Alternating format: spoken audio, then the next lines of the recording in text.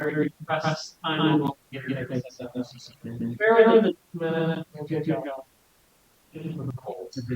How many year edits we have to prepare these to? At least more. Okay.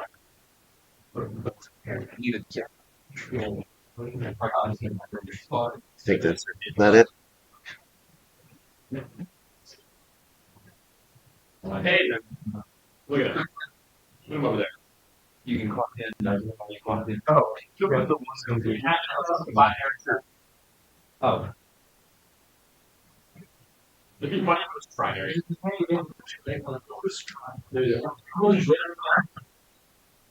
Yeah. It's just one.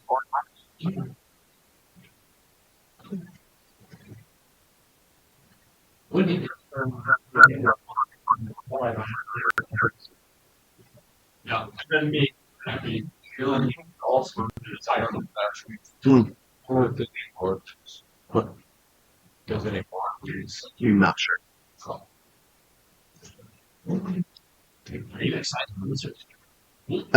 absolutely. I'm trying to figure out how to get this thing working because I think I've got the other one right.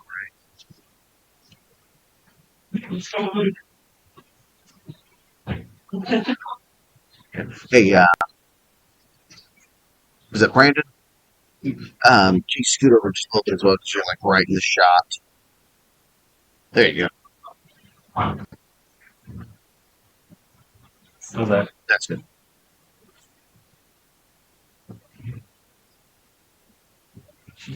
All right. Okay.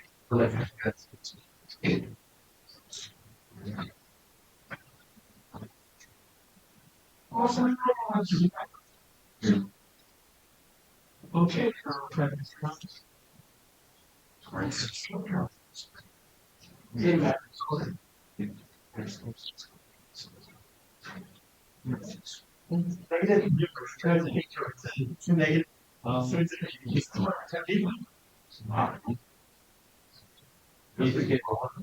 I thought you were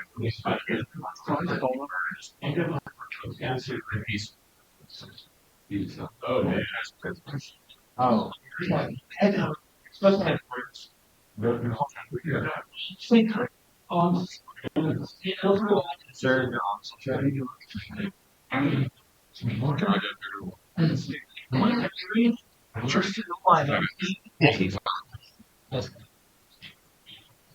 Oh. Yes. I love that. Nearly their consciousness is pretty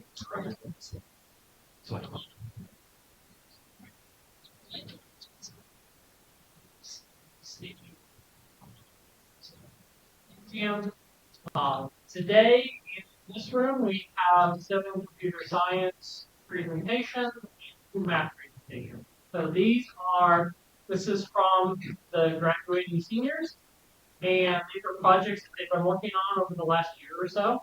So they will be sharing these projects with you. They have approximately 15 minutes to present and to be able to take questions and such. So they hopefully are all prepared. I don't have any doubts. We're good to go. There should be evaluation forms. There should be enough for everyone to have. Wow. So if you're a student, you have to do this. If you're not, you'd appreciate it. It's part of the grade in terms of what feedback they get on the presentation. So whatever you can do, typically we try to do 1 per presentation.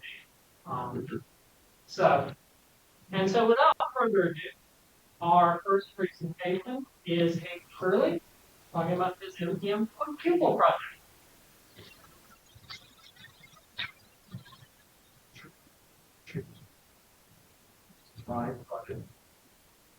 But what it is, this is a machine learning model, and we classify ego as spam. So people have leave ego very specific. It could be spam emails, it could be good emails, generic characters, mean whatever it is. We'll send you ego, and then you go over and see how this model classifies your spam or whatever. I chose the because I would look for everything project to the same. With a substation, a data breach is anything that results in the loss of data confidentiality, data integrity, or data. Around 70% of data breaches start with a phishing attack, which is not good. Phishing is where an attacker sends emails to the client, phishing for identity, like login, credits, passwords, things like that. Some phishing ones are used by very standard, but others are more complex. They're more sophisticated. So here, my detail, if you're tired and a long day at work like that, you should please do your email box. Sometimes it's easy to kind of glance over and just kind of, oh, yeah, I think I should just take a look at that. Oh, that's fast. That's not great. The vast majority of phishing attacks are not like this. They're pretty easily quantified. Firewall rules, which contain which block the metadata, you know. So, I think the thing is pretty, like this kind of gets through the policy. This not really actually mean though that 2 years ago, Union had a phishing campaign against it. It was the second time. So, two different login portals. And I've been voted as a pretty high click-through rate here for people come with. So the attackers able to create phishing and bypass these firewall rules. Those are able to fall for it. They can cause a data breach, which is what we're trying to avoid. Main kind of phishing right now is in-view trails, teaching the user what the key signs of the phishing are. So people should authority, things like this, all kind of things. So I want to work on a machine learning on trying to see if it can identify stemming of zero client loss to get it past metadata. And I want to see if machine learning could try and learn a trade. If so, some phishing service will consume depth. Not only do you have firewall, you also have this central layer of security and the client side. So before we go further, what is machine learning? It sounds complicated, it's really not. It's basically where a machine tries to run. It's more complex than AI like a video game releasing. Not as complex as learning, it's like really scientific. This machine will have a middle ground between those. Simply put, machine learning is machines trying to find trends in data sets. There are multiple ways to learn. The way I choose was called training classification. Is that a regular force classifier uses specific things. So it's pretty simple. Regular force classification trees are complex. They have many more inputs. They can have this. You use a classifier. Yes or doesn't. What it does, at first, all these trees are random. It doesn't do anything, it doesn't learn things. It's just at the very beginning, it's trying to learn. The process of treating force is done many times. Forcing modified process, could make the force actually learn as it goes. The amount of prediction of each force is made by a majority vote. So if the majority of the trees vote yes or no, that's what the overall force thinks is created. So it's that group. Eventually, you can try to go to the final force that can hopefully classify elements based off of a precision tree, like this one, but more complex. For using quantified, I use a data set around 45 standing nodes, rating as equal to standing load. And so over here, you can see what the machine does to transform those emails into code. Over here. So standard spamming, all right. It's just standard spam. Check on adoption records, discover employment opportunities, check your military files that are in there. Just very clearly spam, right? So what this model does is it first removes everything about it. It removes punctuation, links, digits, push figures, anything that doesn't contribute to what the email is trying to say. And then it simplifies the voice data allows you to their base form. So like plurals, all that, it produces just a base word. And it does this because we're trying to find patterns in the email, not the actual patterns of words. We're trying to find patterns in movement, not patterns in completions. Then email is vectorized. This final email here goes into bunches of ones and zeros. Their cameras are shaded. This support machine is like if every word of the shade was transformed into it's It's not exactly that, it's close.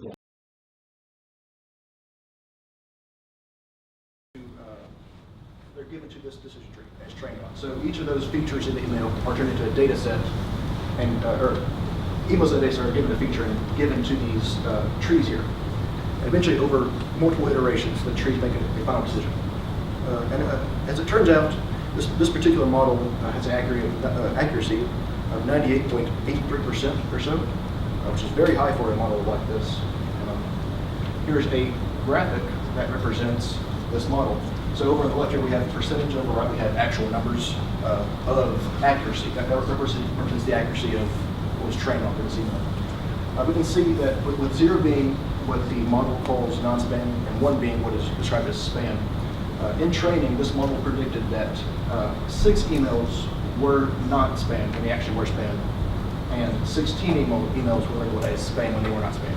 So we have a false negative percentage of 6 emails, or 0.71%, and a false negative of 1.9%. So overall, this is a very accurate model. And then, let's see, it takes about 2 minutes to train, by the way. So the 4 big things this model can do are, there we go. 4 big things this model can do are identify emails as spam worthy, of course. Can log the classification of emails later for future use by admin. Can modify the data set that emails used to train to be a very specific data set used to train. And it can also compare emails against a data set of known phishing templates. So that's like the social engineering toolkit. It's not very sophisticated, but it does have some templates that this model can compare these emails that it received against it. So let's go and do our live demo. Come by saying email, and we'll kind of come through, I think. Please click this thing. Thanks. So let's see what the model says about this. Oh, it is a spam risk high. Although you have pretty good grammar, 88%. This might be a spam. Let's see. Look at this one. This is tornado warning. No, how's this one look? Also spam. Believe it or not. So yeah, it can't be 100% trust. Also, the tornado warnings. I know we got probably 50 of them last week. Believe it or not, also identifies it as spam with pretty good grammar. Let's see here. Here's one's not spam. It actually does. It has more than just spam. Okay, so this was not spam. Help. Let's see, could this one be? Could this one be spam? Let's see. Oh no, it's definitely spam. Grammar score is 0, so it's not. So yeah.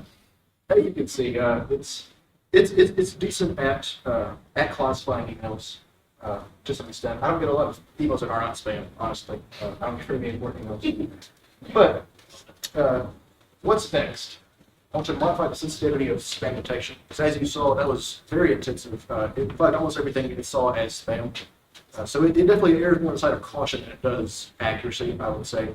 So it will at least a high accuracy, but it errs on the side of calling everything spam. So I need to fix that along with modifying how alerts displayed. I notice that there's a giant red bar across the screen for every spam email. That is very intrusive. It can lead to alert fatigue, which isn't good, where you just ignore the contents of the warning. So I'll need to fix that.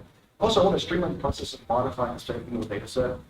So now you can modify which emails are used to train the data set, but it's very technical. It's not easy for just regular sysadmins to do. I'll fix that. I also want to include a function that observes a tone of an email to check up on senses of emergency, all those good things. And finally, we have our lessons learned here. You cannot tell a machine what to learn. I'm glad this model learned something good about a broad category of data. Because what machine learning tends to do is just identify trends in the data set it's trained on. So it could just find trends in those 4,500 emails and have good accuracy there. But in the real world, it may not be accurate. So you can't tell a machine to learn. But this one did something kind of right. So labeled data sets are expensive.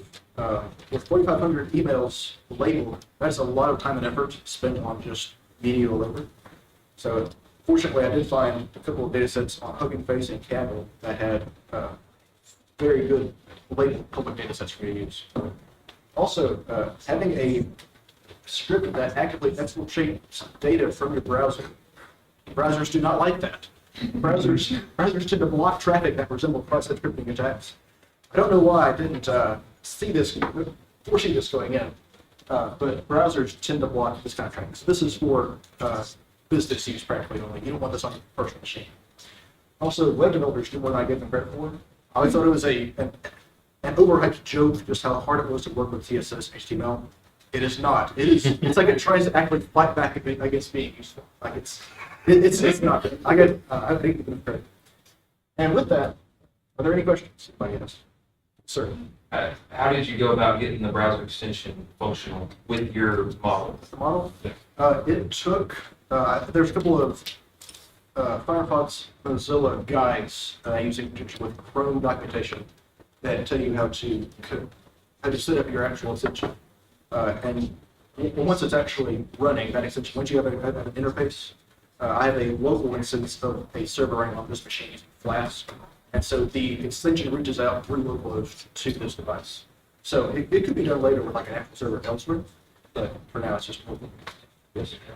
Have you considered, so currently you have it binarily say spam or no spam. Have you a third classification of maybe spam, you can't really tell? That's a great question. Instead of just getting it shunted into a battery. That's a great question. Part of the issue was the data set used in training. The data sets are labeled only as spam or legit. There was no third option. So when it was training with this data set, it only knew how to classify things as spam or legit. So it can classify like my answers actually, but it can only say yes or no. When I went into this, I wanted to have it say something like 80% certain that this is spam. But with this current random voice classification model, I'll have to go to linear regression, I think, or something like that, where to get it to classify things as on a scale. That's a good question. Yes, sir. What groups do you have to jump through to establish the communication from the browser to localhost? The only big one is I established a CORD server, which is content okay. response. It's worse. Yes, but that was pretty easy with Flask. It just took a lot of function. Yes, that was an issue. Any other? If that's the case, thank you very much.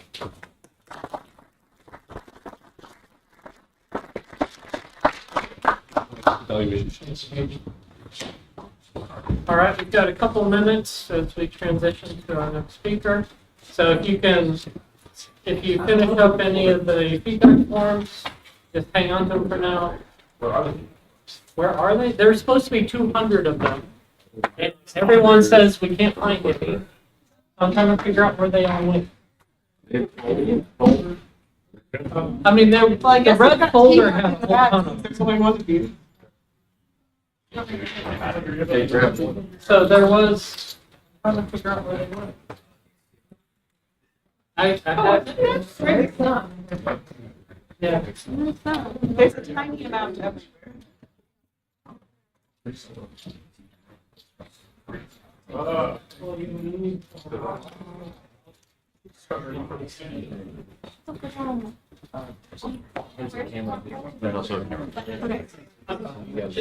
keep them upside down on your. If you sit, there will be a frame. Select them all.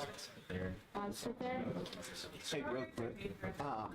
Hey, Joseph. Can I have like a camera right here? So hey, where I'm at. Get y'all out of there.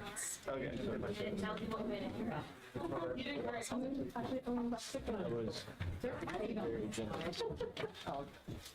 I'm sitting here using my phone with my adapter.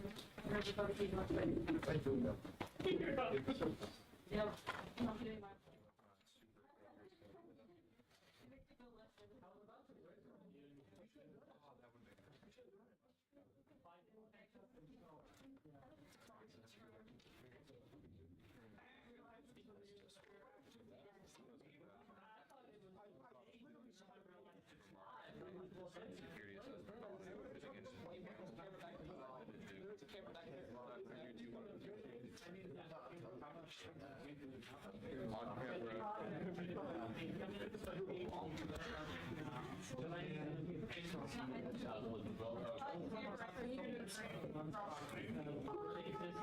I just stabbed it from talking about it.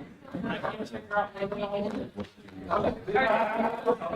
Let's see. Yeah, I Solve the apple. If you have a page, they have them on.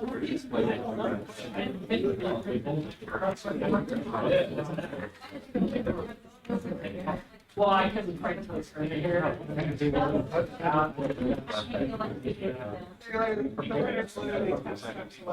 Yeah. That's remember the file name, so I can.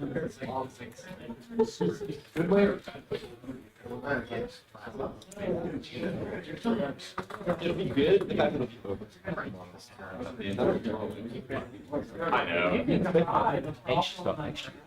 Would you believe that I made it? No. I made a 180%. It's fine. We got only 1% anything that theoretically over the weekend. I don't feel prepared. I didn't. It's good. Yeah. But the problem is that Oh, yeah. I spent so long. I didn't spend enough time on the presentation as much as I did projects. Would you like to see your evaluation? I gave them all A's. I did. I have a problem when it comes to evaluation. Like, It was good. It was good. Yeah. No critiques. Okay. I was just told I wanted to make sure. It seemed like you wanted to do more. So I know you did, but you could. I put in A for teaching. I find everything. I didn't put in A. 100% of things that did. Yeah, there's no dim option. Yeah. Either on or off. Oh, man. Well, not looking forward to it. Looking forward to it being over.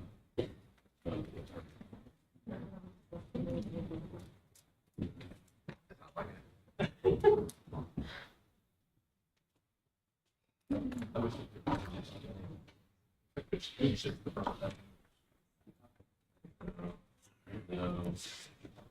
All right, so I think for our next presentation, we have Meilyn Massie and her senior project, Single Bingo.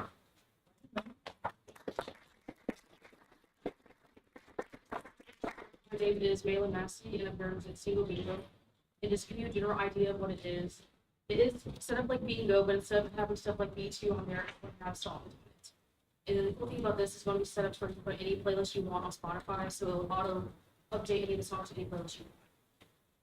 And then another general concept is it's going to be set up like Jackbox if you're going to play that. So you're going to have a whole website, which is usually set up on a TV or a laptop, where it's going to have a lobby code display for you to join so that everyone. That's all your dongle was for. That's what I wish to. And then it's also going to display who joins after you enter that lobby code. It's going to show instructions on the game. And then on the player website, which will be on your phone, it's going to show you somewhere where you want to enter your username, the lobby code, and select avatar. And when everyone's in, it's going to display a bingo card of those things on it. And then so the main reason I chose this project is because it's as close to a full stack project as I wanted to get. And I wanted to kind of delve into all of it to get an idea of what I like the most. So the front end is all about how pretty it looks, and just getting stuff working with that. And the back end is getting stuff like APIs connected to the servers to actually display the information you need. And then I didn't mess too much with the database because I don't really need this project yet, because I haven't made it that far. But so I chose for full stack, API calls, servers, and this is also something that I think anyone can enjoy as long as you like music. You can pretty much just customize it to your taste. So on the front end, I use JavaScript, React, HTML, CSS, and Spotify API. And if you notice, most of these are very heavy in JavaScript. So I think about 80% of the project is JavaScript. And on the back end, I have also JavaScript and Build.js. And then to connect them is a library called socket.io, which allows people to connect to the group so they can make multiplayer. And this is also what you'll be using to display any data you needed to get from the server to the client side. And then so a general rules for this game is that you'll have 10 seconds of a song they'll play, you don't know what the song is, you have to try to guess it off of what you hear. And then after that you have 5 seconds of silence, just to give you any afterthoughts of maybe what you think it is. And then you have 2 guesses per song, and this was implemented because my sister who sat there and clicked every single box, but she didn't know the song. And then also the generic rules of bingo, which is we have 5 in a row on the same columns in a row or diagonal, we get bingo. And then if we can do like demo of Dr. Glass will come here and go through it. Because right now it's only single player, so sorry. I was wanting to get both players open to play it, but only Dr. Glass can. He's the lucky one. Hopefully. Yeah. We'll see how it goes.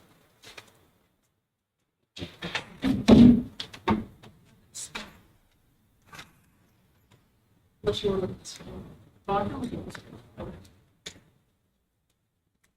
Yeah, if you still need the song, I can put it for you.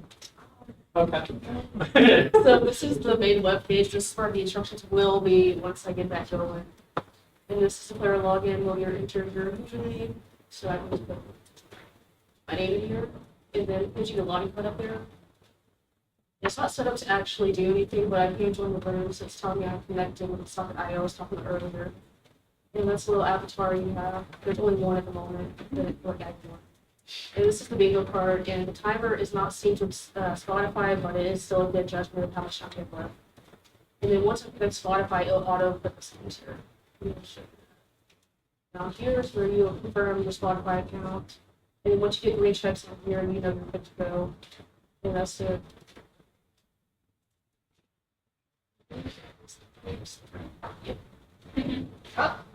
Well, I guess It's gonna help me out on the first one. yes, but let's see. Is the computer not on the other? That's what it is.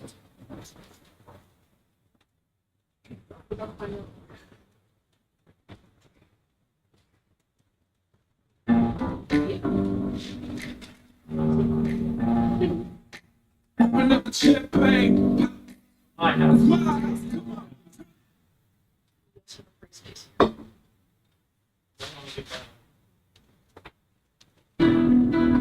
Don't stop moving.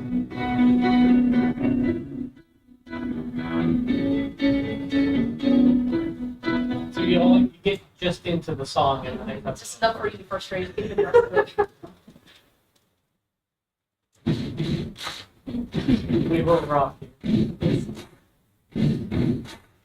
Just so you all know, I'm not a whiz at this. She just tried to carefully make a playlist that I would actually know the songs for. I hope it's the songs that you would know what you live on your own.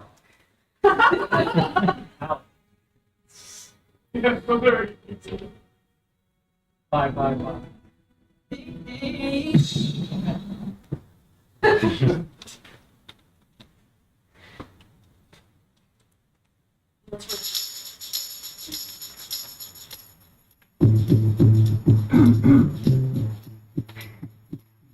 I know it, but I'm like, I don't remember the name of it.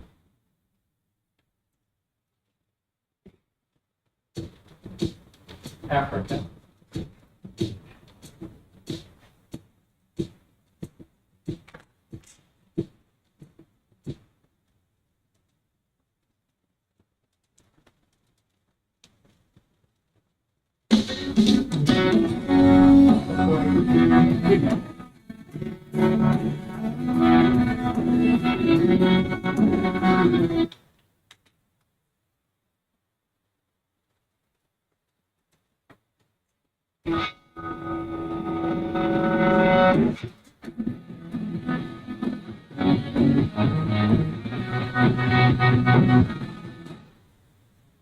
You have any guesses? You get 5 seconds for it. I can't. Yeah, none of them's Ice Baby. Right. Fun, yeah, under mine. Let's kick it.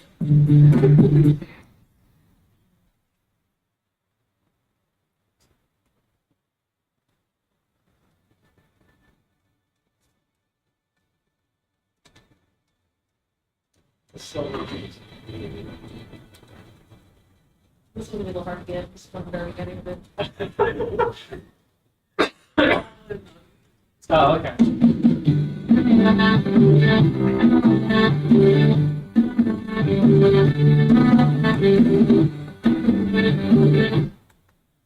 It shows that you don't watch Shrek. No. I think we're just proving that people are under a rock. I wanted that one. Saw it. Oh, it's progress. I was like, I know it's there. You keep getting so close to finishing it out.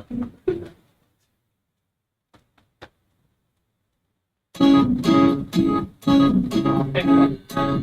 the other side of the street I know stood a girl that looked like you. I guess that's deja vu. Oh, what's not big? Oh, drive by, right.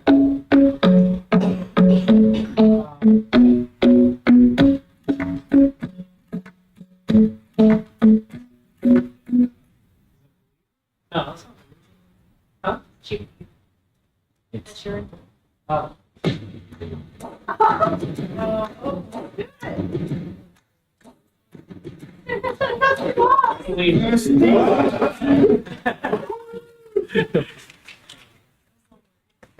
Good job. And then auto changes to this to ask you an immediate or terminating. Just put you another one. So the concept of it would go a little quicker when you have more people because more than likely something can be go within 10 minutes if you have more people playing. But it's also pretty fun to play by yourself.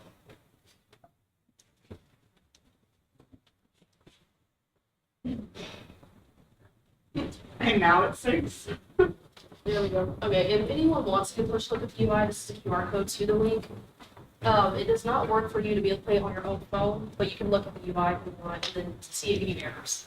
So, and I'm deploying it through Amazon Web Services, which is using Elastic Beanstalk and EC2, and that's a little bit too much to get into because I'll take forever to explain. So I spent probably about 3 weeks just trying to figure out how to use Elastic Beanstalk. But yeah, so that QR code is there for anyone who wants to look at it. So some lessons I've learned is to read documentation very extensively because I would gaze over it or just glance at it and I'll think I had a pretty good plan in my head and then I find out very quickly it's not going to work, especially doing full stack where you have to connect like 6 different things and some of those don't play well together, so then it would mess the whole project and you have to restart it.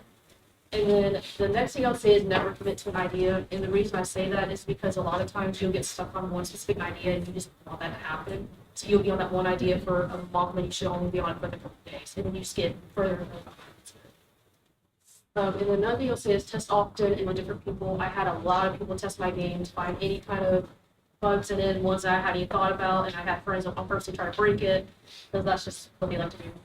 And another big thing I would say is just remember that everything is a process. So even though you may be in a spot where you don't see any progress, it doesn't mean you're not going anywhere. And that's why you should be proud of any progress you've made, because it'll be more likely for you to pick it up. Because a lot of times you get discouraged, you don't want to touch it for like weeks, and then you get more behind this bit. So it's best to just be proud of any kind of small progress you make. And then for anyone that's in game architecture, you know what this little graph is. I just thought it was funny because this is basically what's in my head 24/7 while doing the project. So it's just a giant circle of you go through analyzing, designing it, and then you can testing it over and over and over again. And you will just keep doing this until you get to what you want. Even if you never get to what you want, you get closer and closer each time you go. And then some future implementations I would like to do is make this multiplayer. So that is my main goal. I really want to make this multiplayer. So I think it would be a lot of fun setting up Jackbox, and I know my family's been really want to play it. They've been on my fun. I also maybe would like to adjust it into an app at some point and get an app developer or Apple developer package so I can sell it on there and use the Apple Music API instead of Spotify. Because Spotify has a lot of mixed praise in it that I do not like. And then also just the better the way it looks, just the nicer. And then just honorable mention, I just want to mention Dr. Glass, Dr. Talbot, Dr. Williams for all the time they took for teaching me how to program and just how to really be a student, critically think about things. And then I also want to mention my mom, because she's the reason I even like pure science. She has really put that love in me for pure science and just problem solving in general, which is a great skill to have even outside pure science. And then, of course, I want to thank all of my test subjects, and some of them are in here. Some of them have tested my games, and I purposely broke everything that I had made. And we spent hours on it, but they are my family and friends, and I love that they did that for me because it helped me understand better how I work.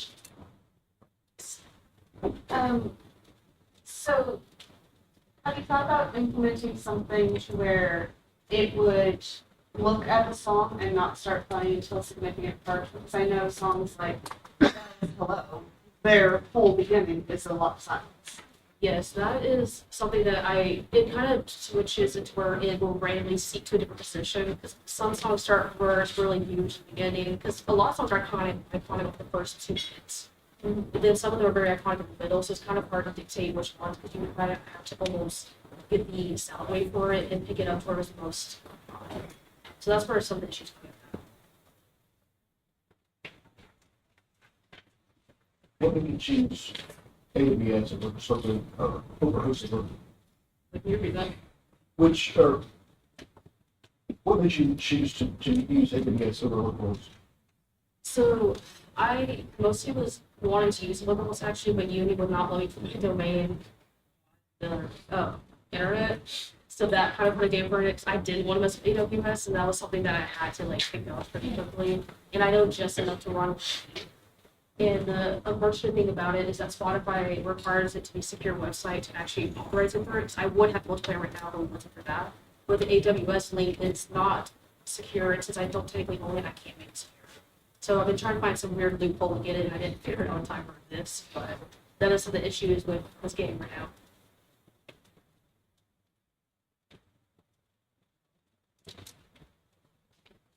You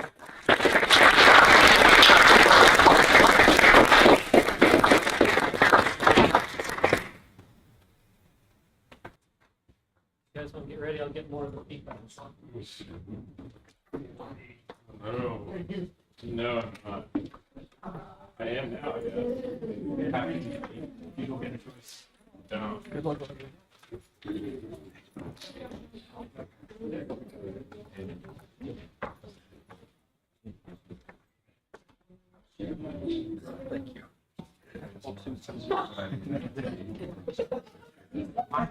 All disagree. It's a fake word.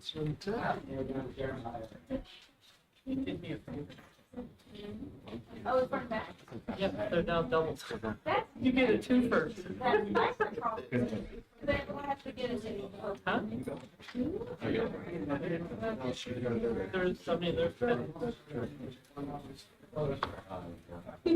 Now there's no way to put it face down. Yeah, well. Oh, okay. It doesn't. Yeah, we're good. You stole them all, that's why. Well, you can have more than three. I just printed 150 out. You got one. Yeah. You don't. We have plenty now.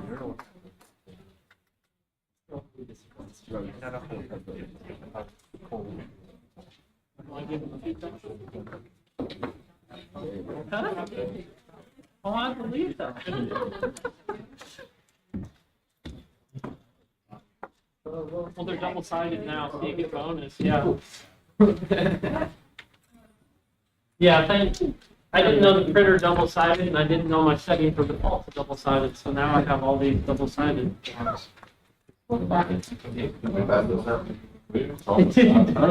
Oh, so every now and then there's not a double-sided. Yeah, I do that.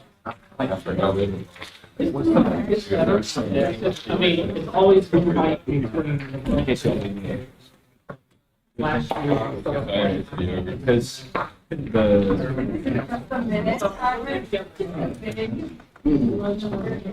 No, it's a PAC. Everybody need extras. I'm three. You can have them all. I mean, they're gonna say they're not. You got 3 kids. If you need any more. We're here. It's a lot. It's go time. Don't mess up. That's your. That's good. Hey.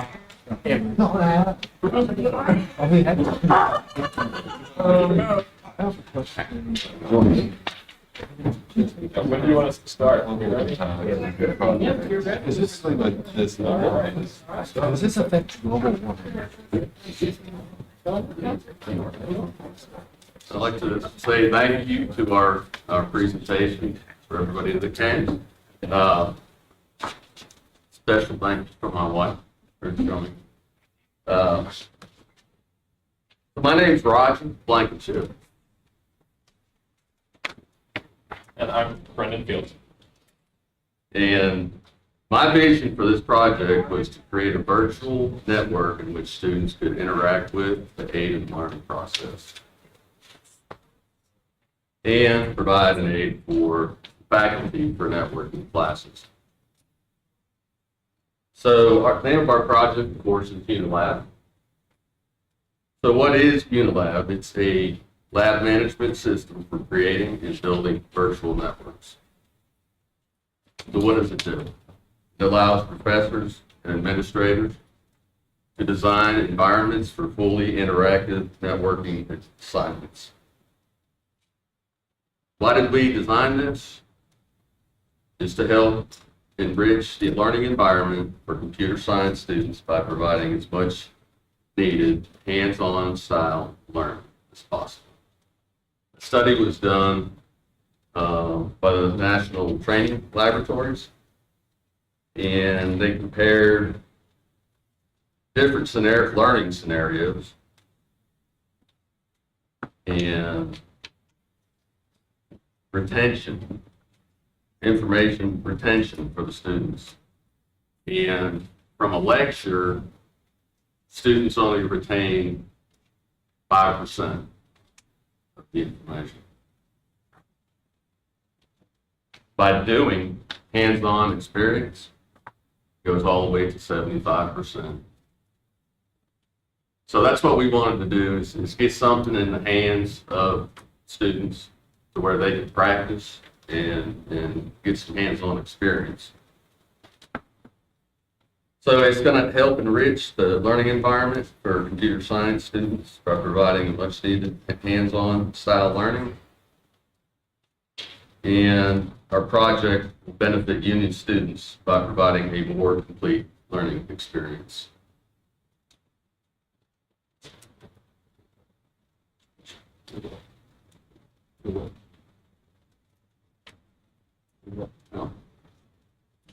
So my role in this project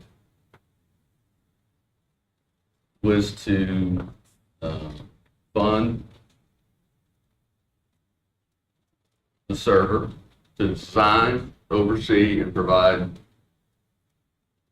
and learn the entire process of creating a network. My role in the project focused much more on the technical implementation and some feasibility assessment. We had a lot of back and forth regarding, what's possible to do with the technologies at hand, as well as what's possible to do within our time constraints. The core of the project itself starts with the hardware. We have a PowerEdge R430. It's got two 10-core, 20-thread CPUs, as well as over 60 gigabytes of RAM. And if you guys are interested, it lives in room 311, so just down the hall. When making the actual labs themselves, this is what the lab looks like from an administrator's perspective. So there's some major sections in this. The top part's your targets. Each lab is going to have different essentially types of virtual machines in them, and the targets are your types. So you might have a workstation that has a browser on it, or you might have a different workstation with VM software on it, or a special service that's needed for a specific lab. So the first part's describing how we actually build out the VM images, and then below that we have our actual lab definitions, which includes things like what nodes should be placed in the labs, as well as how they should be connected, and eventually even tasks that need to be performed and tests to make sure that they were performed correctly. So with that, I think it would be a good idea to go actually look at what the project looks like from an end user's perspective. And so if you want to talk about what the assignment that we're going to be doing is. So our assignment is IT, it's called, and ask you to construct a simple network of 3 workstations using a switch. Okay, and so I could begin the assignment by adding a node to our network, which is an Ethernet switch, and then connect all 3 workstations to the switch.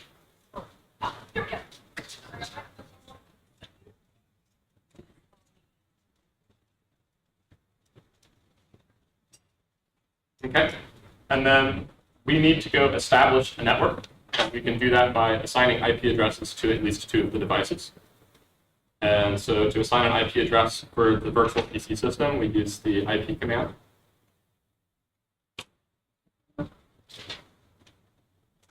Okay, and for our actual network, we use full-blown Windows VMs, which can be accessed over VNC. So we can actually go look. No. Okay, we're good. Yes, here we are. So here's the Windows VM.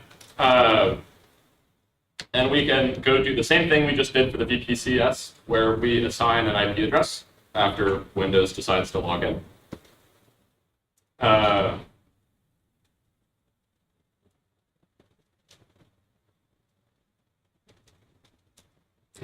perhaps this was not the right way.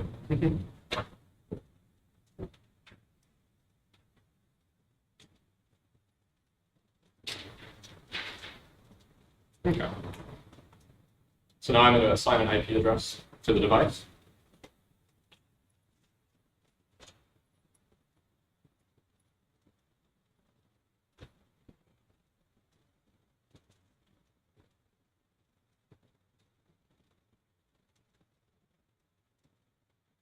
And then once that's done, we should be able to ping across the network.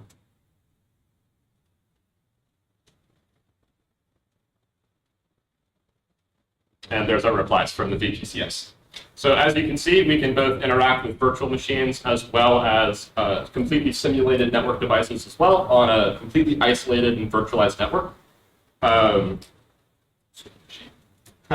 As far as how the actual technical aspects of the system work, we have a state diagram of all of the different pieces. So there's a lot that goes on behind the scenes, as you can see, to actually build out these systems.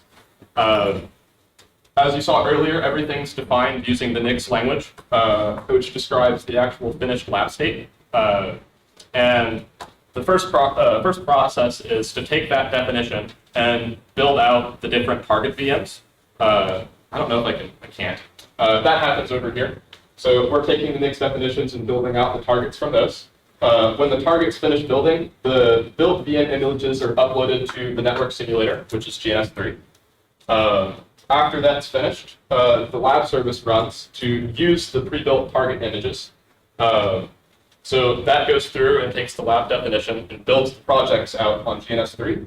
When that's finished, project IDs are stored, and the command and control server is started. And then the web portal is vended out via an Nginx reverse proxy. And you can use Portal to issue commands to the RPC server, which in turn communicates to the VMs themselves and the GNS3 simulator. A bit of our process for making our project was really mostly focusing on doing one thing at a time. There wasn't really a necessarily set in stone plan of where we wanted to be at any point in time. Just the concern was doing the next thing, making progress towards the end goal. Some things that we learned, at least I did, was to expect the unexpected, the classic adage. Originally, I was under the impression that GNS3 would not have to make the VMs, but it really does not like that, and that kind of 180'd the whole project. I'm sure you've learned a lot about how the technical implication of large systems work. Yes, there is. And in future, some things that would like to see improved is the tasks pane on the portal, so that way users can follow along with instructions, as well as the ability to describe tasks that need to happen to ensure proper completion of the labs. Quicker lab deployments would also be nice. Currently, it takes like 7 to 15 minutes, depending upon what all you're doing, for all the labs, which we can deploy multiple of. And lastly, the ability to export lab states and potentially some better lab designs, because the system is in place now that we can create larger things. So with that being said, is there any questions about what our project does or is? Is this project tied to just that server network? So NICS is really good about handling, as they say, reproducible builds and reliable deployments. And so while currently the project only lives on the server in 3.11, it should be relatively trivial to redeploy that project somewhere else and set it up again. So what actually would it look like on the student's end? What would they get? This is what the student would see. So this is the virtual lab portal that we're interacting with, and you would be completing your assignments across the simulated network. And both the actual Windows VMs on the network themselves, as well as the whole network topology is visible. So this is our actual physical network, and we were remoting into this machine right here on the network. Wasn't my question. What are you asking? What kinds of things are you pushing to the students to do? Well, and this example was a classic, let's create a network from 2 devices, but other labs might include things like, let's create a VPN, let's go connect to a service, let's learn how to use SSH, basic networking tasks or labs. As of right now, how many students at one time could access the labs? That's a great question. So the way that GNS3 works is it's fully collaborative in that you could be on this right now as well as me, and if you move something, I'll see it move, and I can move it, and you'll see it move. So there's not really a limit to how many people can be on a single lab at a time, but there is also the ability to run multiple labs at once, neither of which are very complicated. That wasn't exactly the goal, but it shows that there can be 2 different lab environments. One thing I neglected to mention was the ability to save lab environments as well as reset them and go back to your initial lab state or your save. This takes a minute, but shouldn't be too long, unless it gets hung, in which case it will be for forever. But yeah, any other questions? It seemed like it's the labor of love for you, was it? Yes, this was a very fun project for me. I'm sure you had some fun too. Yeah. Yeah, we had our lows and our highs. Yes. GNS3 not working right was a huge low. Yeah, I think we're hung on this. That's unfortunate. But yeah. Cool. Thank you.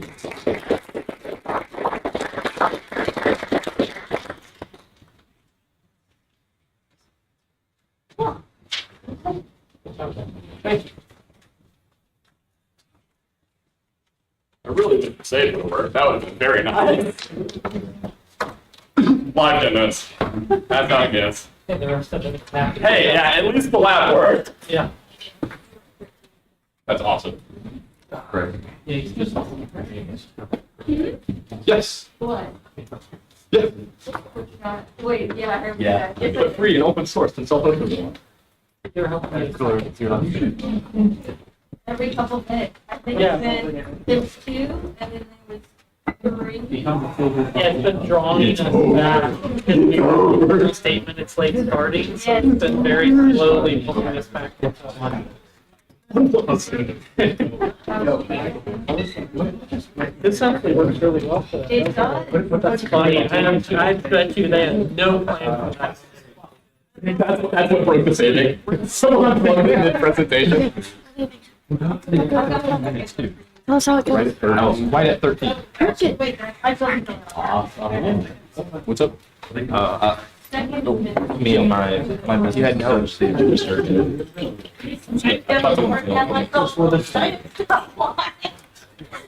I want to see all the progress. Trying to get Oh,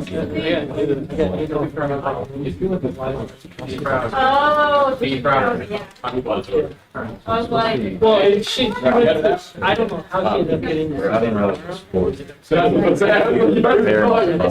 So that way your I was dad supposed to can be walk. oh, okay, yeah.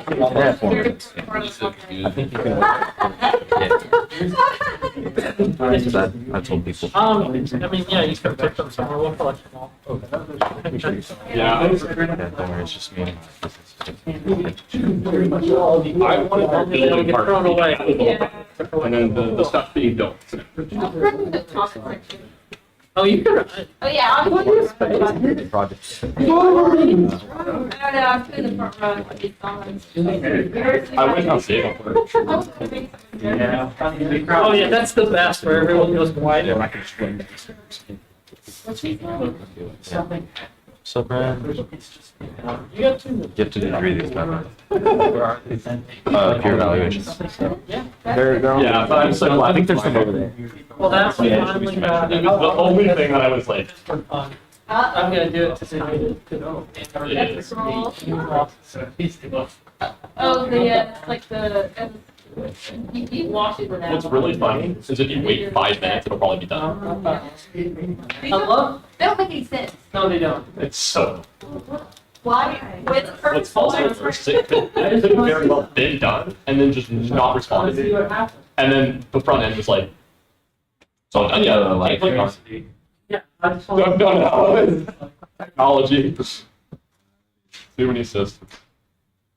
Yeah, the downside is I can see, I'm not seeing it in the downside. But the plus side is I can see it in the downside is the projector stuff. So, And that's the so I actually I texted my partner on my project like, hey, we might This send is, through I the mean, live this is, feed but we can tell so too. that we can do a lot. You should also Now, well, because the poor We're gonna do the balance. I did. Right I got lucky. I got extremely lucky. So, because we're And doing so, we're doing a surveillance system for the hub downstairs. If we didn't Right, have a class, So it's going to try and recognize whenever there's a I person would in the have ring. I gotten to want to that be able to point where I could have gotten softball That's like- training. that's gonna be a week. It's gonna well. There's a pretty good facial recognition software for. I think it's a model for this semester. But it's, yeah, I You mean, can use but we have a YouTube live stream, so. Yep. We're good. that. Okay, that works. And we're using it on Raspberry. We're doing it with Raspberry Pi. So I don't think the And so now you can see. program will be the central hub. that we're using. Watching myself. Yeah. So it shouldn't be that Yeah, I hard. have that problem. The end goal is trying to get access to the student Presentation. So Or your it shows up. so I'm doing it in I don't know if or it's not minutes, like, copyright. so the creators. Oh, gotcha. And so the goal is to try and recognize whenever something is like so machines are not being used very often. They just swapped it out for another machine that is being used very often. So we have a register. I noticed you didn't say. Have an intro in this thing. Is Is he ever gonna say it? And so if it recognizes them, there's 6 or 7 I did it. printers that rarely He ever said, get yeah, what's the point? and the resident printer is part of it. Don't open one after the other. It'll say it. All right, it so is okay. y'all wanna get ready, then next up we have Titus Mullin and his senior project. So welcome Titus. Hello, everybody. I'm Titus Mullin, and today I'm going to share with you what I've been working on this past semester, which is a groundwork for a game I plan to work on after college called 9 Dungeons, Draco Rex. So video games have always been just a big, important part of my life, how I spend free time. And a lot of what has impacted me, in a way, is games from the 90s and early 2000s, classic action-adventure RPG games. And so with that in mind, I'd like to replicate that sort of with a game of my own, its own dungeon crawling themes. Yeah, so there are several stages that I went through in creating this. This started way back in last semester with planning and creating a tentative schedule for how I would go about it every other week, what I would have accomplished, what I would do. And then once I had that scheduled, I started in the winter over break working on teaching myself C#, programming language I was not very familiar with at the time, because that is what the majority of the Unity game engine that I would be working in as the main language it would use. After I finished that, into the end of the winter break and start of this semester, I went through several tutorials on how to use the Unity game engine on Unity Learn, which is their free resource on how to use their product that they provide to developers like me. I also used GitHub a lot, not only for its version control and other features, but also for its task boards and project management. So I was able to keep track of what I was in the middle of working on, what I had planned to work on yet, and what I had finished, and that was very useful in that regard. And then for better or for worse, I ended up cutting the aesthetics of the game and focusing on the functionality of it. That's mostly because I lack the ability and tools to do visual arts, music, sound design, and all that sort of thing. But also, if I were to focus on the details, it would have been a lot more difficult for me to get it done and get finished what I had wanted to get done by the end of the semester. So Unity can be very complex in all of the different features that it offers. So I'm going to break down a few things for you that I think would be useful to understand. First and foremost, one of the main things you're going to use in Unity is game objects. This is something that you place inside of a scene, and those can be anything from a camera to lights to a square or a cube. And basically anything that does something in Unity is a game object of some sort. Now, to actually do something with a game object, you need to take different components and attach them to that game object. And there are several ones that I have listed that I've used a lot of this semester. The first is rigid body 2D. So there's a regular rigid body for 3-dimensional games and a rigid body 2D for 2-dimensional games. And since my game is 2-dimensional, that is what I was using a lot of. And rigid bodies are the physics of an object. So anytime you want an object to move or be affected by gravity or do anything of that sort, you're going to attach a rigid body to it. A collider is the next thing I use. I use box collider as an example. There are other shapes like circles, spheres for 3D. And colliders are how you take an object, let it run into another object. So if you have two squares and one of them bump into each other, you would attach a box collider to both of those. You can also set a collider to a trigger as well, and that will not be a solid object. It'll be something other objects can pass through, which you can program it so that something happens when an object passes through that trigger. So for example, you can set a trigger in front of a door that will cause the door to open when something stands in front of it. And then probably the most important part that I'll be doing, that I was working in, is scripts. And scripts are something you attach to a game object, and that is where you use the majority of code, and C# is within those scripts. And that's how you program rigid body and box colliders and everything to do something, and how you make other functionality happen within the game. So I could explain some of the features and mechanics that I had plans to add into the game that I had implemented, but I think it's just better for me to show you. So let's go ahead and tab out of this and open Unity real quick. So you can see here I have the scene. This is what I've been working on. You can see a few things there like lights. Again, I mentioned I've not really focused on the visual aspects, so the characters and enemies are just going squares. That's fine for now, and I do plan to change those later, of course. Let's go ahead and hit play, and this here in Unity might take a little bit to boot up. There we go. Now the first thing you might notice is these little bars up here. That is some of the UI. That took a very long time to get up and functional, as it can be a little difficult running. This is temporary. It will look quite a bit different once it's finished. Now, I'd like to point out right here, this red bar is your health bar that will go down whenever your character takes damage from enemies and hazards. This one that's filling up is magic. Right now I don't have anything to use magic on, but it does regenerate passively over time. You can actually, by pressing WASD, you can move the box around, and it does have a little dash. It's this green bar right here. It's a cooldown, so if I press this button, it will move forward to the fast burst of speed, but I can't use it as long as it's cooling down. I'll get to the purple and orange bars a little bit later. You can see I can move around. There should be, there it is. There's an enemy right there.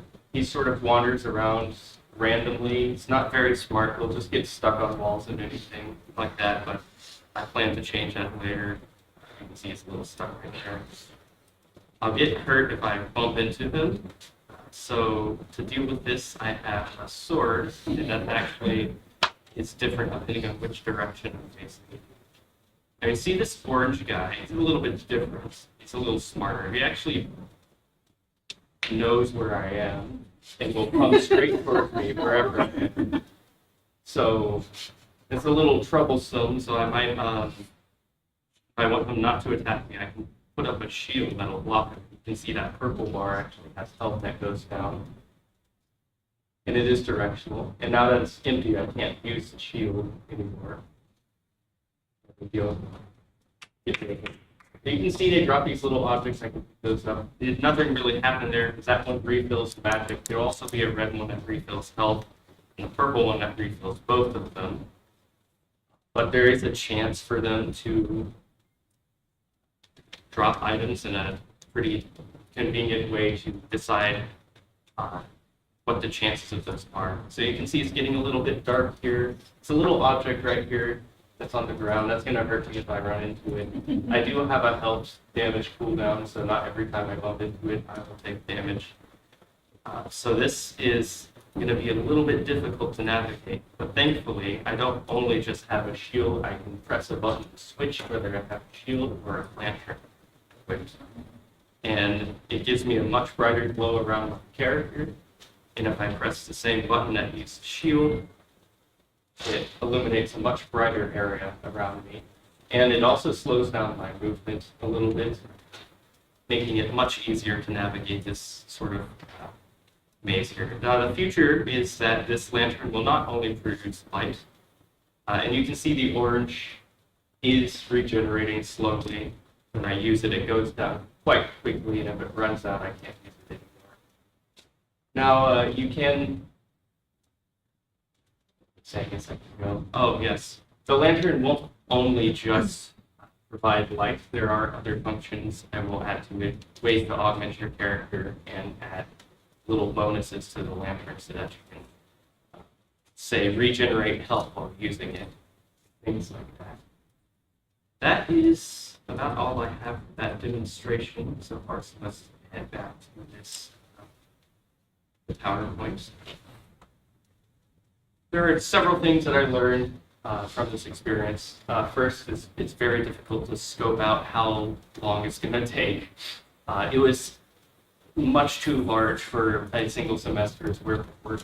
I wanted to have, by the end of it, most every feature that I would have in the game worked out with groundwork to build off of those in the future, alongside at least placeholder art and animation, alongside menus and user interface.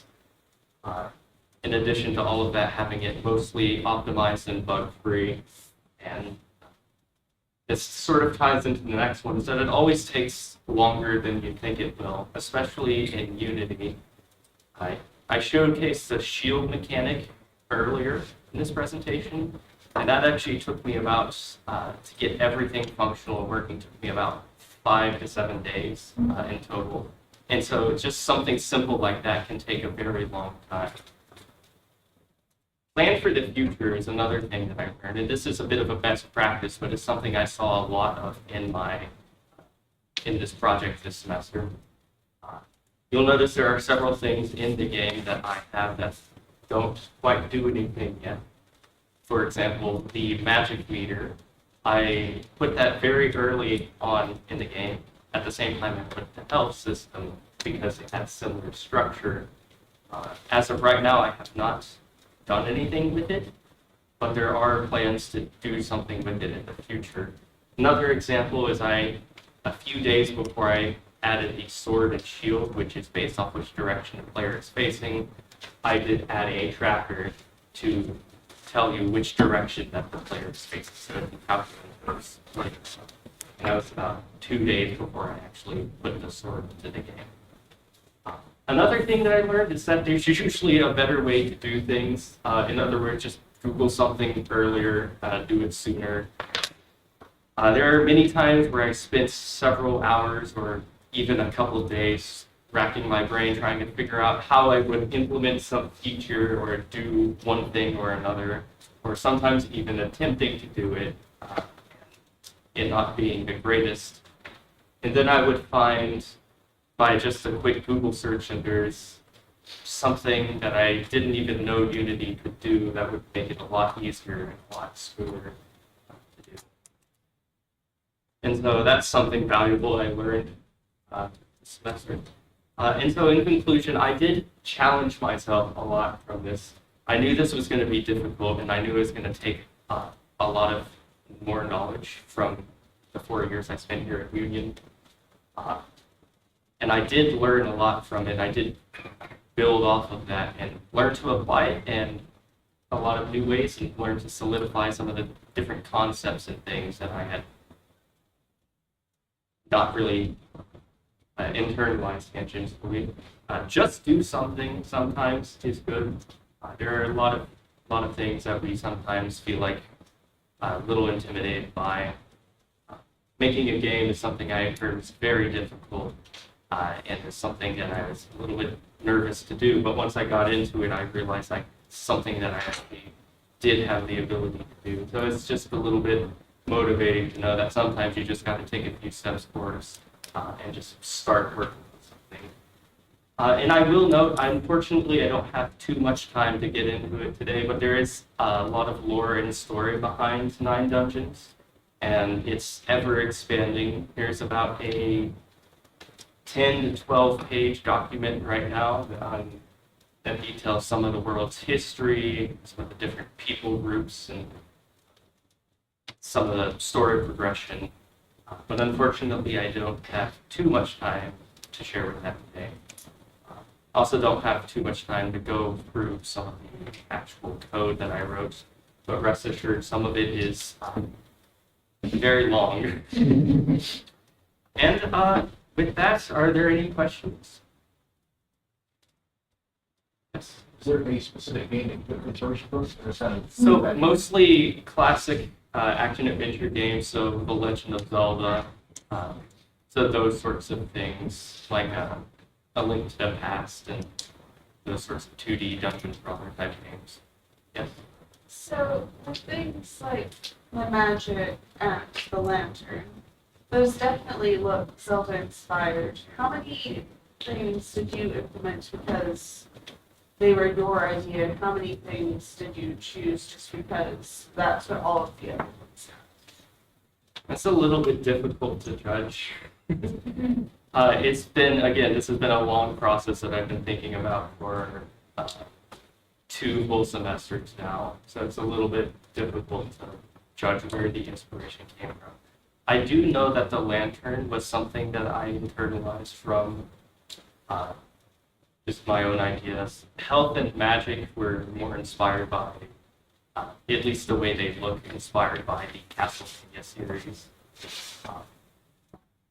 But again, there's a lot of inspiration. I've played a lot of different games, so there's definitely things being pulled from all over the place, and sometimes I'm not even sure where. Yes? Does using the shield also do damage to the enemy? So that's actually a really interesting question. So doing blocking with the shield does not do damage to the enemies. It just prevents them from hurting you. But interestingly enough, it actually uses the same method that attacking enemies with a sword does.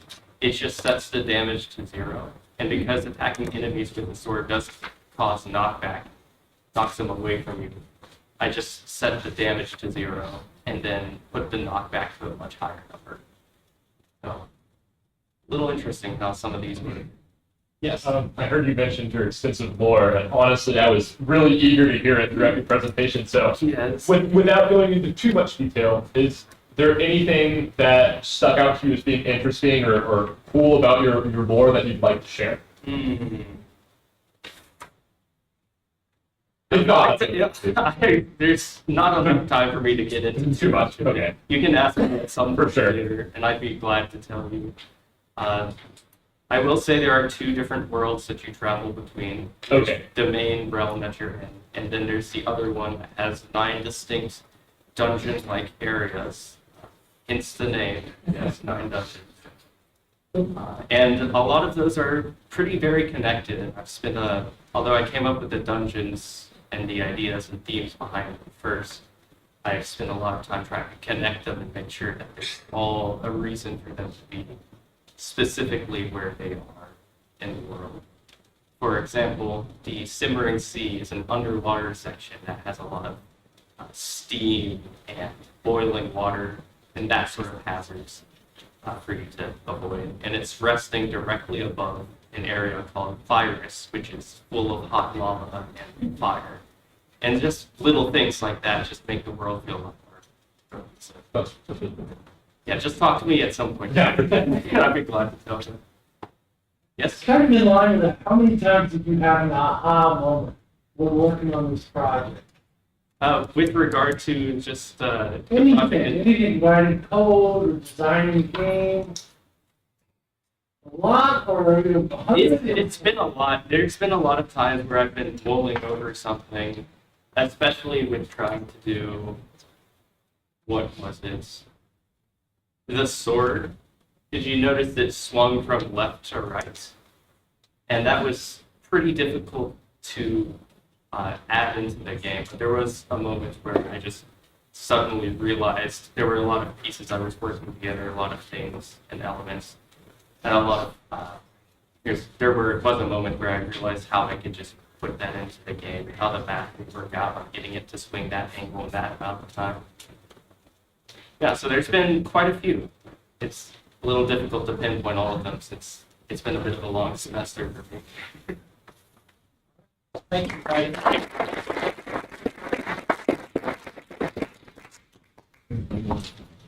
Couple-minute break, and we'll let break you.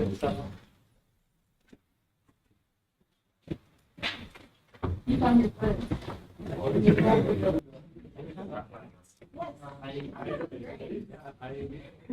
It's a little bit more I wanted to say at the beginning, but I got, you know, You did so much good cover. yeah. I mean, you could have gone because you.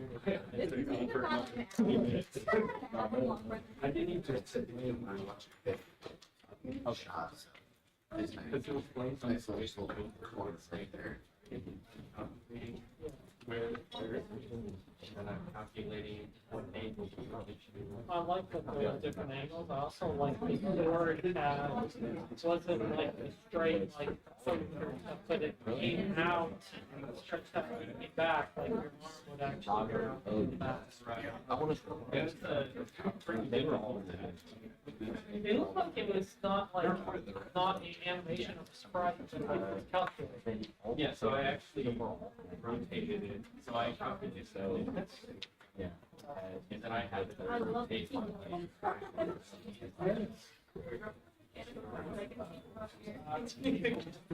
You want to try? I'll probably have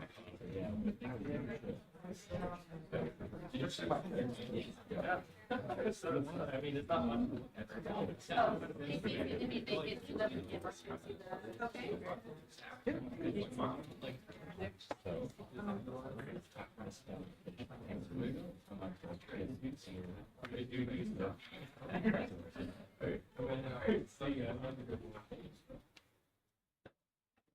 Oh, I think there goes all the people who did their part. That's always the challenge, right? It always starts bigger and then it takes. But as long as you keep getting new people, then these are weird.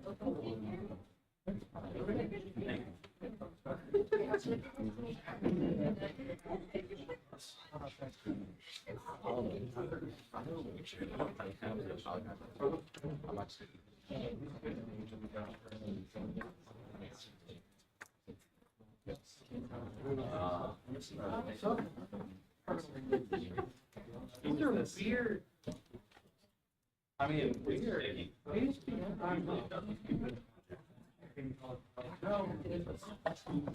Mommy, that's what happened. Jackson Chambers.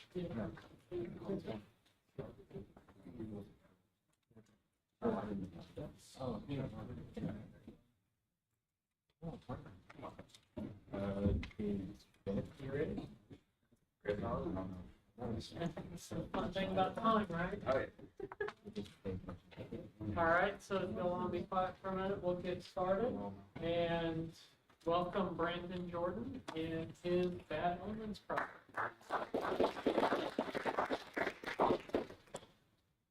Hello, my name is Brandon Jordon. This is a game demo of an idea I've had for quite a while, honestly. So when I first came up with it, I honestly couldn't tell you when. I randomly started this notes tab on my phone, which was random ideas that need to be written down so I don't forget. Basically, if I had an idea or a concept, either through a video game, a short film, what have you, I'd write it down here just so that I could return to it at some point. And this has helped me a lot. A lot of my ideas, even for like filmmaking, have come from this lovely little long notes tab. I've always liked kind of projects that combines, the logic side, but also the creativity side, which is why I kind of chose this as my senior project. So a few details about the story. So it's going to be about a young boy named Billy, and he's stuck in this endless nightmare, and he must conquer his fears in order to escape. Now there's kind of two main themes you'll see hopefully throughout the finished product, which is one, the idea of phobias. So any boss fight in the game is going to be based on some kind of phobia. For this project I chose clowns, but in the full game we'll also include stuff like snakes, spiders, heights as like a vertical level, stuff like that. With that final boss being the 13th boss of the game, because that is also a bad omen, is going to be the monster under the bed, as in the fear of darkness. And also kind of where we got the name of this comes from things like crows, mirrors breaking, all those kind of like stereotypical things. And that's kind of where the key mechanic comes in as well, where omens will be effects that can be put on the player, and that will affect how the gameplay happens. So for example, when the spider level is eventually made, there's going to be an omen called Heavy Thoughts, which is the player cannot jump throughout the duration of that level. So he must climb, like the spider webs and stuff in order to, traverse the whole area. And then obviously once he completes it, then that omen is gone. A lot of the key inspirations for this project, the main one was Hollow Knight. I love the art style and the gameplay of that game. It's very smooth. But during kind of the production of this, I was playing around a lot with what style I wanted, and I noticed that like I liked one style, but then something else wouldn't like feel right. So that's where kind of the ideas of Mega Man and Shovel Knight came in, as far as like selecting a level as more of just you click on it instead of it being more like a world. Just because verticality in the platformer makes more sense in certain contexts, but not as much for this one. So we're still kind of fleshing some of those details out. So a few lessons I kind of learned along the way. One, slow and steady, consistent progress is key. So even if, I did one small thing, progress is progress, especially because you'll eventually come into an issue and you'll want to stop because you're frustrated. So just being adaptable and saying, hey, if this isn't going to work, I'm going to start working on something else. Also, not being too picky when you're under a time crunch. I wish I had more like clown and circus elements in the demo you're about to see, but the Unity Asset Store has very little for that. So just accepting what you are able to do and not focus on what you can't control. Also, video games do take a while, so just being patient with it, because you'll eventually get to a point where you add something else and 5 things break. So just being patient with it, and also don't forget to have fun. That's the whole point of projects like this, is to have fun. And also it's okay to laugh at yourself a little bit. I have an example here. So I was trying to get wall jumping working. It was being a pain in my rear, and this was late at night, and so I'm trying to get it working. Obviously that animation does not look right, and obviously if I don't line things up, the player goes a little whoopsie-daisy. That brought me quite a bit of joy, even though it was quite frustrating as well. All right. So now I'm going to actually show you a lot more inside the editor, because I think that's going to be more beneficial. So this is how we're looking right now. So we just have a little bit of a platformer going on. Now I won't be able to go into all the mechanics, so I'm going to just cover some of the key ones. So you'll notice here on this right side, you have the inspector. This is where all of the Unity components get compiled. And you can also use this to connect different pieces, like you can see here, assigning it. But also, if you notice these lovely little boxes, you can also use it to troubleshoot. Now, I did this a lot, which I will click play so you guys can see it. So we have this grounded variable right here. This just lets the player know, hey, like tell itself where it's at so it knows which animation to play.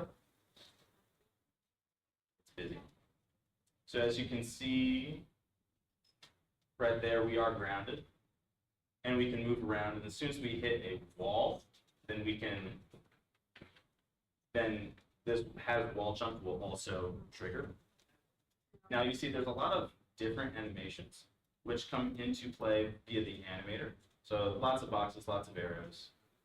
Basically, each box you have right here is a different animation that's set up, and each arrow is a transition that has certain parameters. So the player object knows exactly what it needs to look like in order to do the thing. So as soon as I start clicking buttons, you'll see that the walk animation is playing, and as soon as I stop, the idle animation continues. Now, the main enemy I have right now are just collision saws, so if I run into one, a hurt animation plays, and I take 1 damage, as you can see a little bit on the top. And then obviously we have a jump.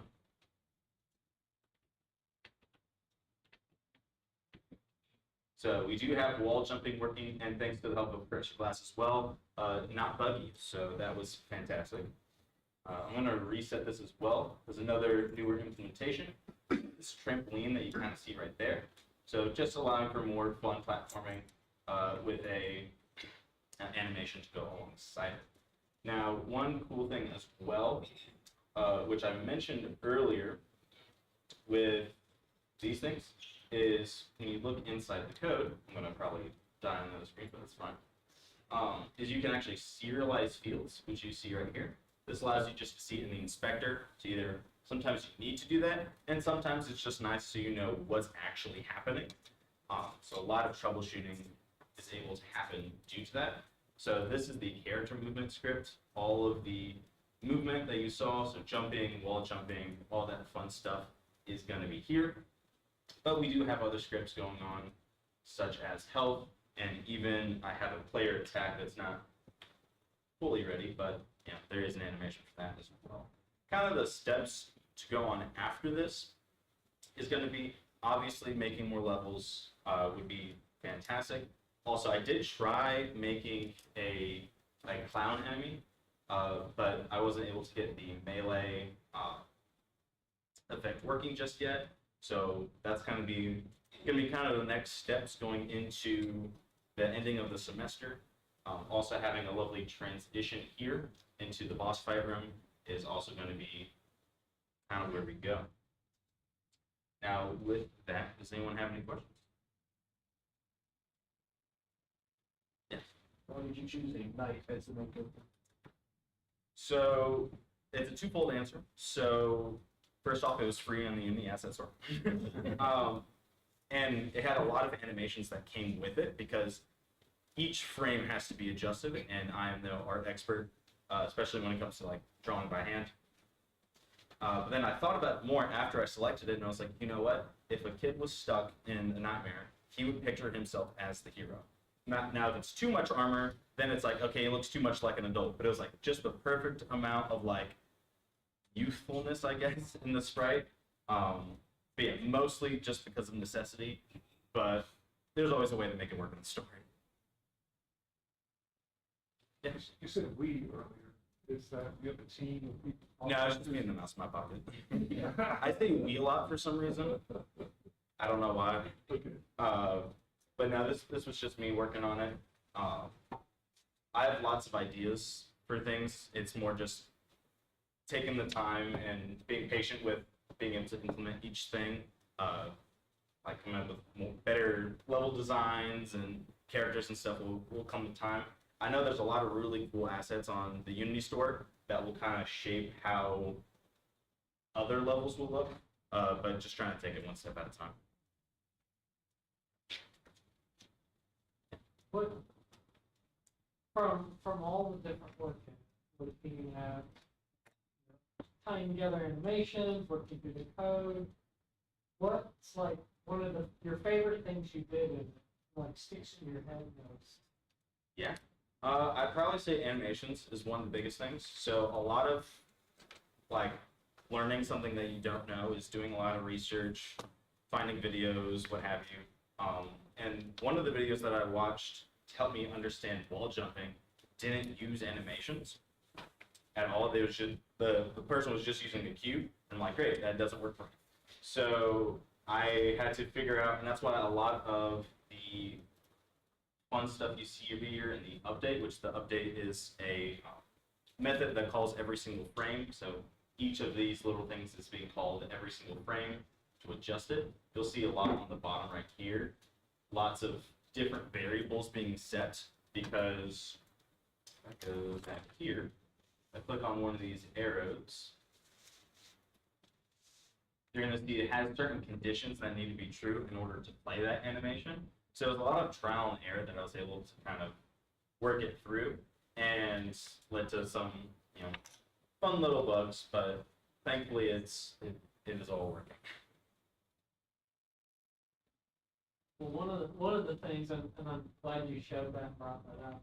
One of the things that's really fun to me in software development is when you realize that the computer doesn't inherently know something. You have to tell it everything. Oh yeah. So whether you're on the ground or you're on the wall, or you have to tell it, I'm on the ground. Like, this is my situation, I'm on the ground. This is my situation, I've jumped onto a wall and I'm sliding. Like, and you have to process that logic in your head. And you have to build that logic tree that says, all right, these two together mean this is happening. These are exclusive, these cannot happen at the same time. Then you have to be able to figure that out and then tell the computer that, because otherwise it has no idea. And like your bugs where he was climbing up and then fell and rolled down, yeah. That's when logic starts crossing and the computer's like, I'm still doing what you told me to do. And it's just really cool. I love it when there's examples of that. Yeah, the issue specifically with the falling was that basically for each of these, the walls, they're different objects and have different tags than the floor ones. So there's a ground check that lets you know, hey, I'm on the floor, so I need to play idle. But then there's wall ones where it says, hey, I'm on the wall. And up here was where the issue was happening. And there's a tiny little lip that happens where it could be both touching the floor and the wall at the same time. And so it will spun out of control. So that was fun. But that's real easy, simple kind of change of just moving something over. Thank you.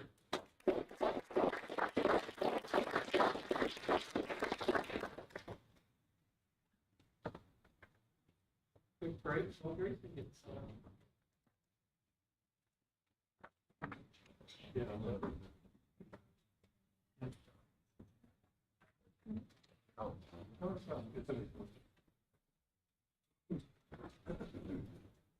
You know,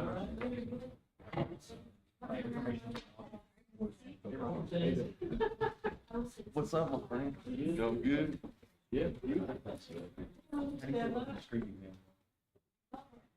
That's almost 1 page ago.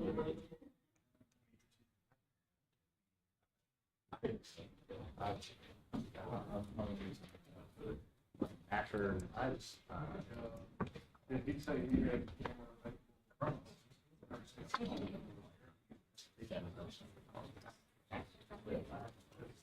you're free.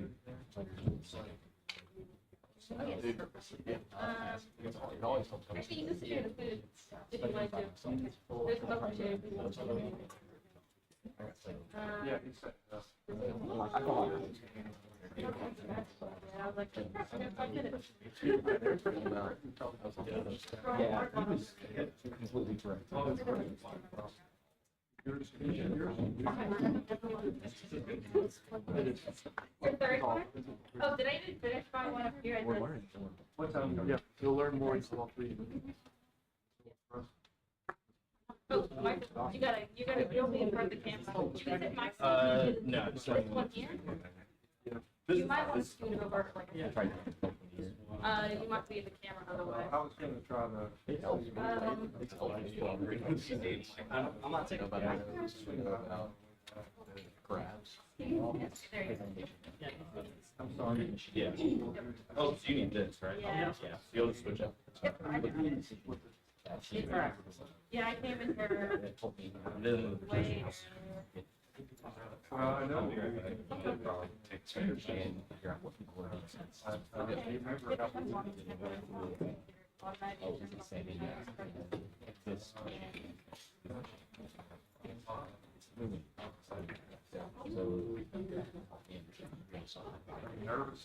I need to see from the projector. I want to stand in front of this. More like in front of the right. I don't want to stand behind the podium because. I got it. Well, the camera, that's all, just on. Okay, noted.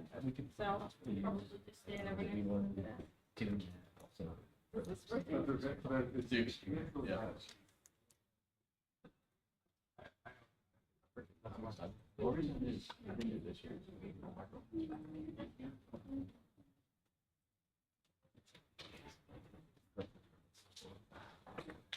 Yeah. It's my birthday. It's my birthday boy. All right, well, I'll swing by there and we'll leave that. But you're with that. I've got.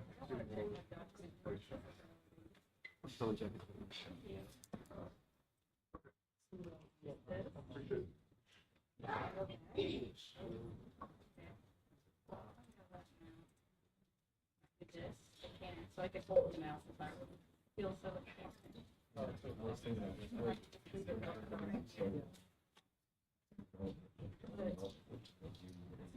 I'm trying to upload this page while we're creating video for people that get started. So the training. Oh,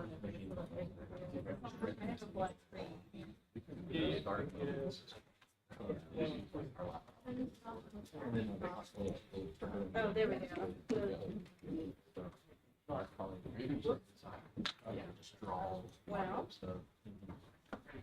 Well, that's not what it's doing. So they're going, there we go. It has a little like. Yep, okay. It is doing it. The left. Oh, there we go. So just a delay. Yep. You don't need to record that. There's the YouTube channel up there. She's like, I want my own. Cut off right here. Let's see. I can't. I have 4 kids. I'm very versatile. I'm not the person who nails my wife that she did. Oh, this is the lovely part. I don't even need to see this. Why is my phone on the computer?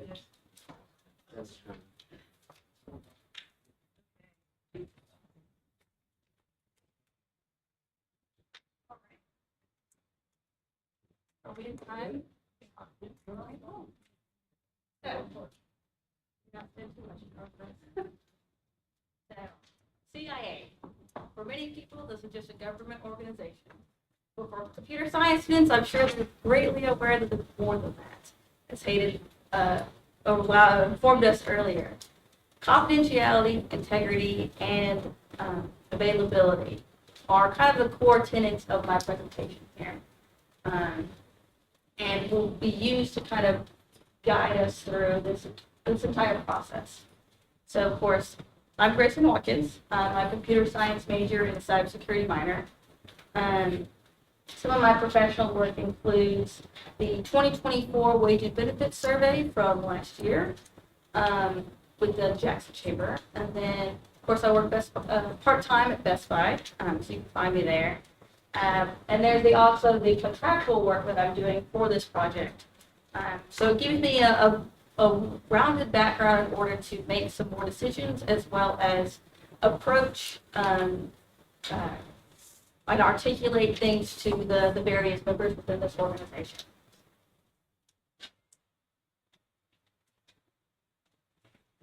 So my main kind of motivations for this project was of course my own personal growth in my learning, as well as to provide some needed support for this business. So this business here is actually one that my dad works at. It's a very small, somewhat local business located in the Nashville area.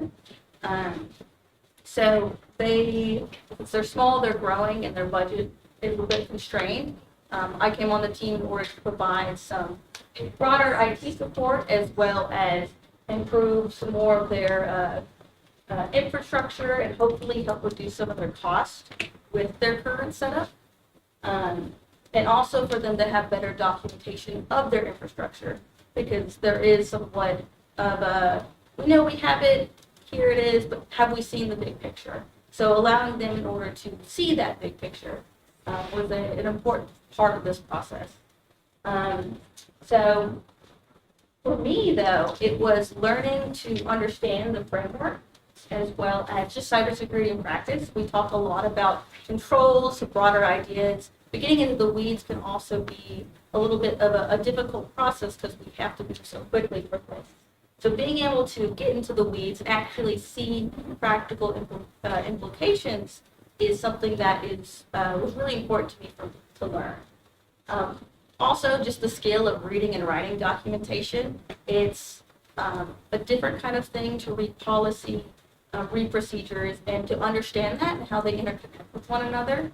It is a skill that requires some tact, some learning, and also being able to articulate that in a broader scope. So that was important to me to learn, as well as just working with business professionals. Of course, I've worked with various people in the past, but being able to articulate certain cybersecurity goals, as well as just broad ideas to people who may not be completely familiar with them, is an important skill that is always good to practice with.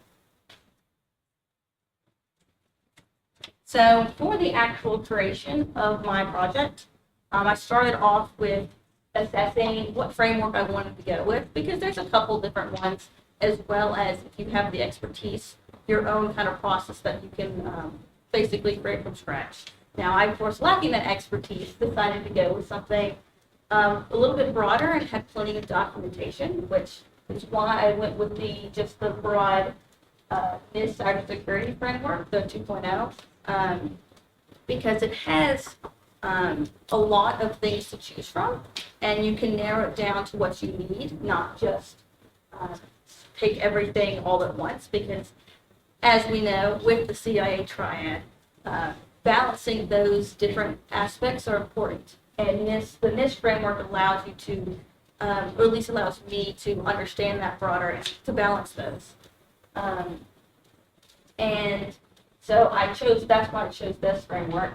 Under the NIST framework, there is the risk management framework, which I have both of them listed here. So the top is the actual NIST framework. I'm sure many of you guys are familiar with that picture. As well as below here is the actual risk management framework. So they're very similar in certain ways, but you can think of the NIST cybersecurity framework as a more broader sense, while the actual RMF focuses on a lot of details. So you can actually read the individual controls and decide what to implement with that.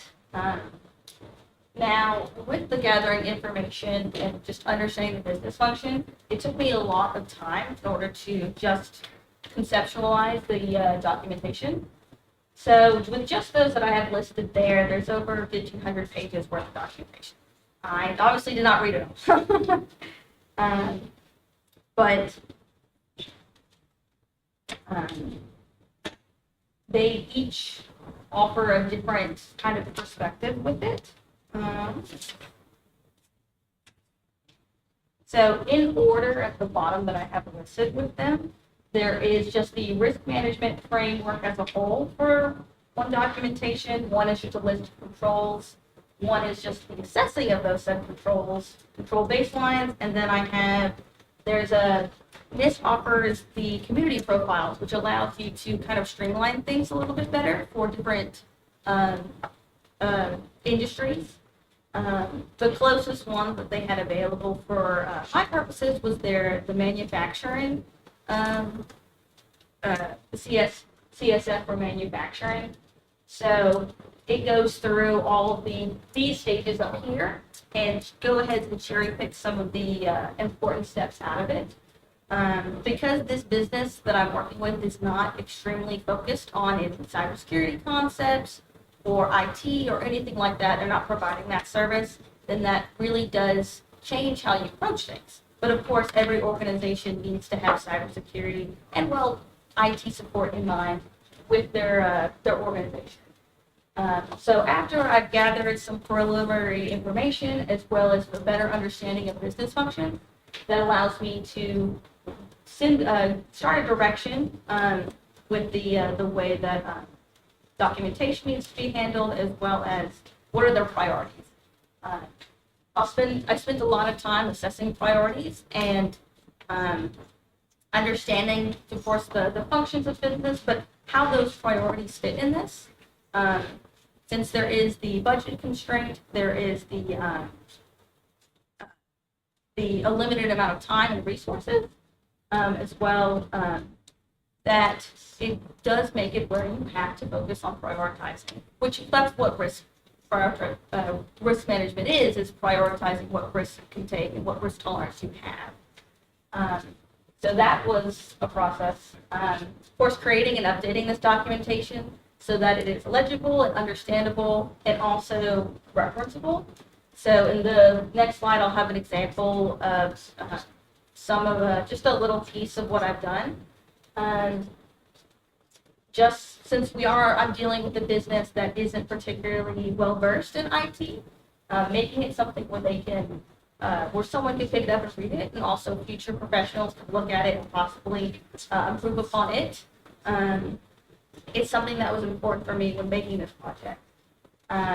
So for me, the fifth stage is really focusing on that identity, and under identity, if you're looking at RMF, it is the prepare stage, which everything breaks off of.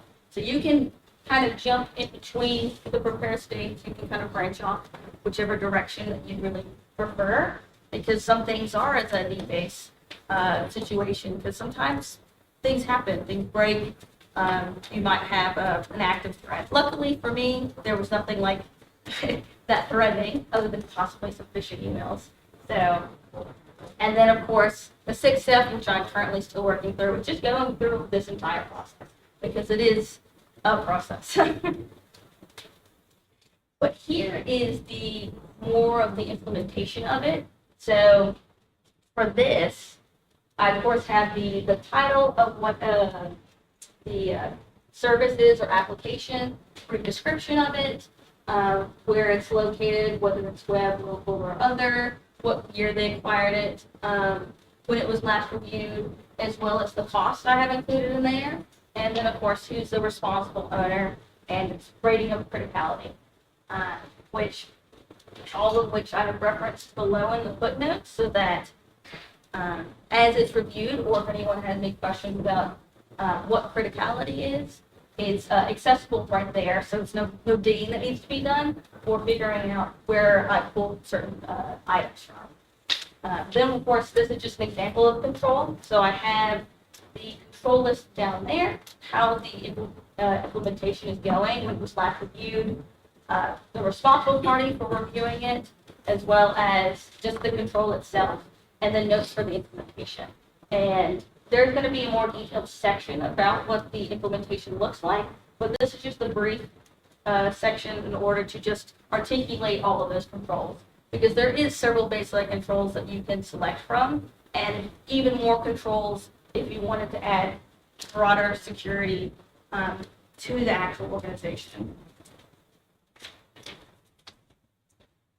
So there's also the IT side of it, addressing various IT concerns.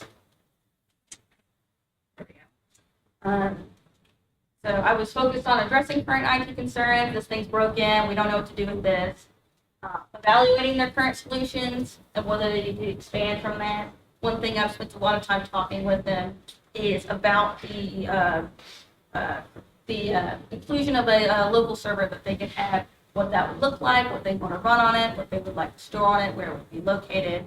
as well as that idea as their growth continues. And of course, that leads me to point number 3, which is just planning for the future growth regarding their current IT infrastructure, as well as continuing to support their employees with their current understanding of technology, cybersecurity, and just the workflow of that in general. So I think for many people involved, they've learned a lot through the process as well. So a couple of examples of the actual, this implementation of IT support is simple things like I've set up a Wi-Fi router for home office, a laptop for business use that was picked out, purchased, and set up for that matter. There is the troubleshooting with all of those items, as well as just setting up an email account with their mail server and making sure that's up and running, as well as just any other small things that I'm sure many IT professionals have run into that's as simple as turn off, turn on. But adding that support to the organization that there is no dedicated IT professional. It's more of everyone working together to find the solutions. And of course, that can lead to some gaps. So I think I learned a lot during this project.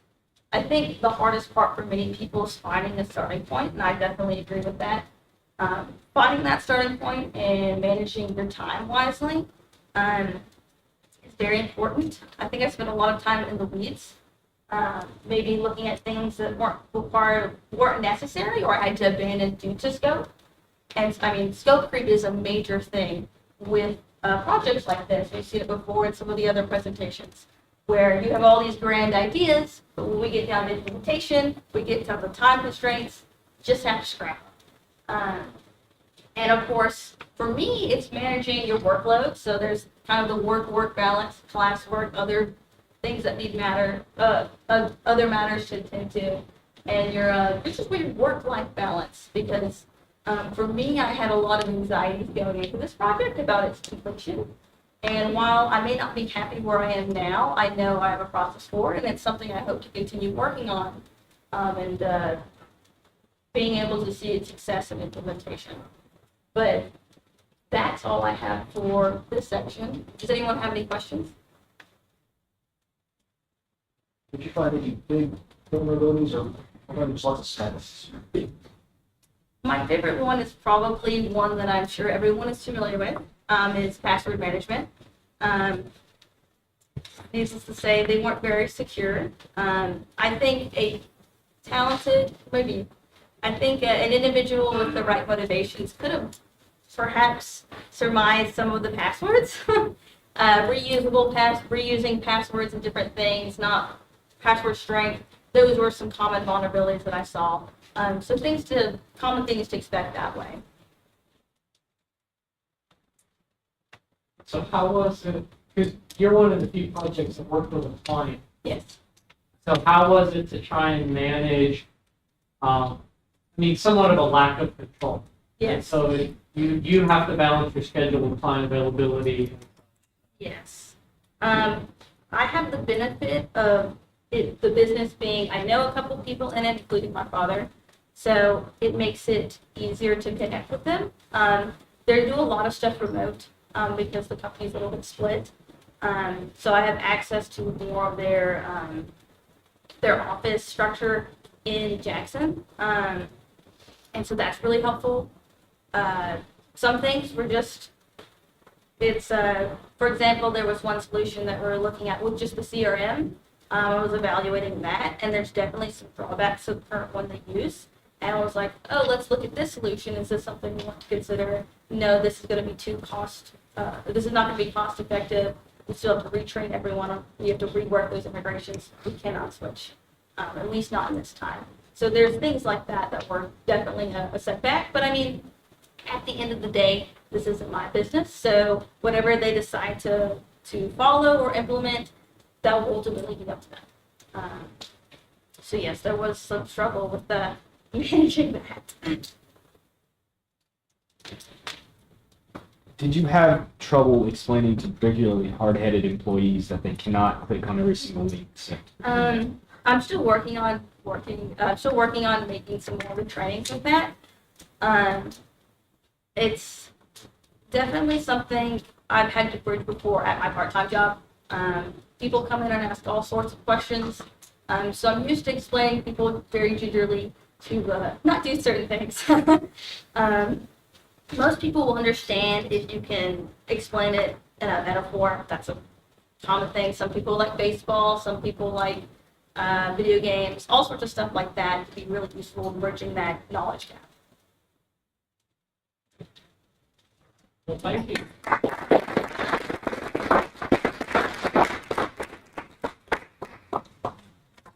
So get ready for that. Look down. Oh, I can't read any of these notes. I have no clue where my notes are. I fill up my water up there. That's your backup water. My backup water. Good job. Trying to get lost for a week. I don't think I can introduce my project. I barely forgot to put it on. Yeah, no, I can work with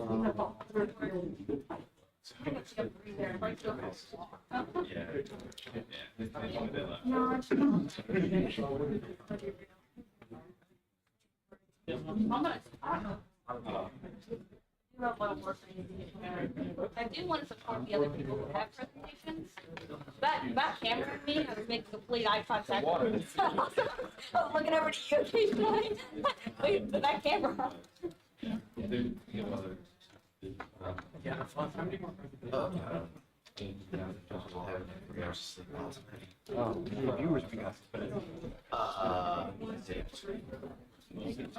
That's great. So 2 people clicked off and the video got me.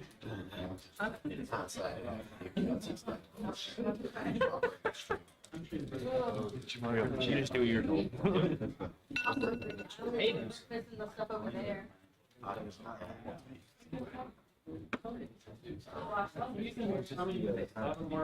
And it was like timer for myself, but I didn't put my own timer for everybody else. I put my own freaking timer. Yeah. The last 2 or 3 years. Yeah. You gotta run a race. It's what wakes me up in the middle of the night. Can't go. Forgot that.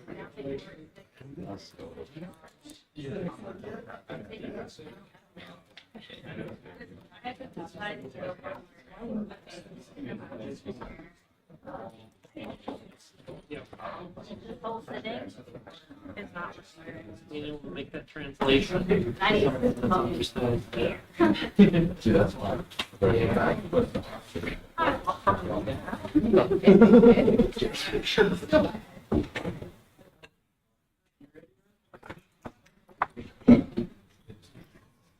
So my name is Rhen Milton, and for my project, I decided to create a mobile habit tracker application called Task Manager.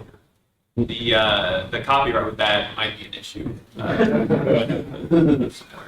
But for those of you that don't know, a habit tracker app is basically an app where you set certain goals for yourself. You know, I want to work out 3 times a week. I want to walk 10,000 steps every day. And then you just, you know, meet those goals and have certain, you know, insights, like what day do you perform the best, you know, different things like that. But I chose a mobile application because I really enjoyed web development. I'm no web genius. Professor Tracy can attest to that. He's seen my grades in that class. But yeah, it was something I liked doing, and so I thought about it. It's like, what's the closest thing to a website I could do? And somebody told me a mobile app was kind of like a website. So I was like, all right, let's go with that. The CSS in mobile applications and websites are very similar. I ended up using the Clerk API and the Convex database.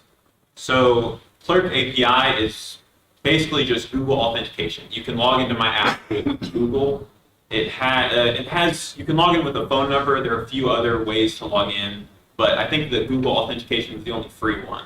So that's the one I went with. And the Convex database is a database on a website. It's just a web browser database. So it's appropriate for someone like me making an app that I may or may not put on the App Store, but I'm not expecting to make money off of this. It's more of just a, something to do, challenge myself. But if you had, 50,000 users, you probably wouldn't want to use the Convex database. And Clerk and Convex are not too difficult to put together to integrate with each other, which is another reason I chose those. So when I first started, I used React Native. The two options are React Native and Swift, and Swift is more difficult than React Native. So I ended up using React Native. And when I first started out, I had no idea what I was doing. I looked at some React Native syntax, TypeScript, and it went all went over my head. It's similar to JavaScript, and I hadn't dabbled in JavaScript much. So I watched a 19-hour video on YouTube over the course of like 4 or 5 days, and the guys, I'm just typing exactly what he was typing. He was making something else, but. I just did exactly what he did, and so I tried doing my own thing. No, I still didn't know enough. Went back to watched another video, still didn't know enough. Did that a couple times, looked at some websites. Finally, I thought I had a good enough understanding to start. So I did my back end first. I set up the API and all my schemas, and I don't typically enjoy doing back end type of things. So I figured I'd get this out of the way. Once I got my backend set up, I'll be completely good. I can just focus completely on the CSS and the user interface, and that's the part I like. That's the part I enjoy doing. And that was not the case. When I finished the backend and I started working on the front end, I realized I was missing a lot. Just different things that I hadn't thought about. I sketched out a rough plan, and then I was like, oh, time. You have to, there are hours in the day, and I need that for this app. And just so many things. I think I got an error message on my phone that said something to do with navigation.id. I looked at every single page on my code, then the words navigation.id were nowhere. So I spent 12 hours over the course of 2 days going line by line trying to figure it out, and I had no clue what I was doing. And so I finally end up calling my buddy in Chicago, who's a mobile developer, and he says, give me a second. So I sent him on my code. He takes maybe 15 minutes and gets back to me, and I can't remember what the exact thing was, but I had 2 lines of code that were basically the same on the same page. I just deleted one. It worked like a dream. So yeah, there's a lot of wasted time. A lot of wasted time on this app. I chose a task manager application not for one specific reason. My friend Luke Andre is real big into self-help stuff. And he was just like, I've been using these task habit tracker apps. And so that's why I ended up doing a habit tracker app. But I'm going to get into the actual app here. So this is on a web browser, obviously. It's there are some things that don't transfer over perfectly from an actual mobile app to demoing it on the web browser. So bear with me if there are a few issues. But you log in with Google, select my account using Clerk, and once I log in like this, it will send, I have a user now created in Clerk and in my database Convex. So this is the home page. It doesn't look like much because we don't have any habits on here, but I think this home page, if I remember,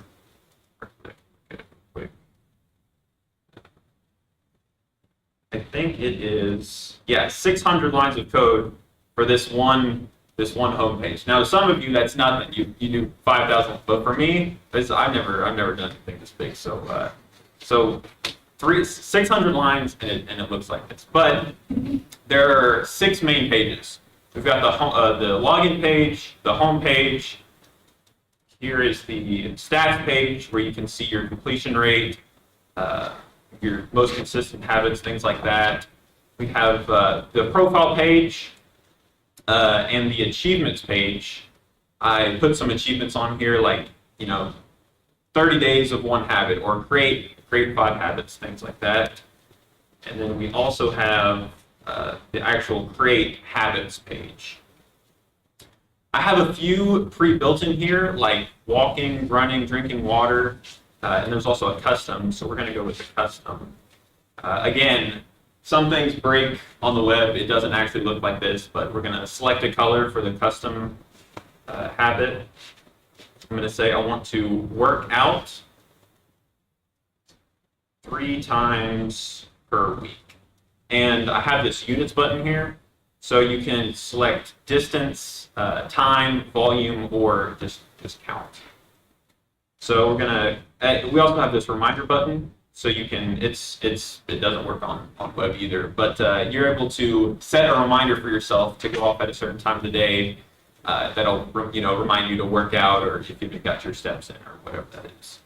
So now we have one habit, workout. We're able to edit this habit. You can change the name, the goal value, the unit type, as well as the frequency, if you want to do it every day, every month, every year. I have a delete button. You can delete it if you want. So I'm going to go ahead and also on the stats page, we still have no stats since we haven't deleted any habits yet. So I'm going to go in here, click this plus button, say I worked out 3 times this week.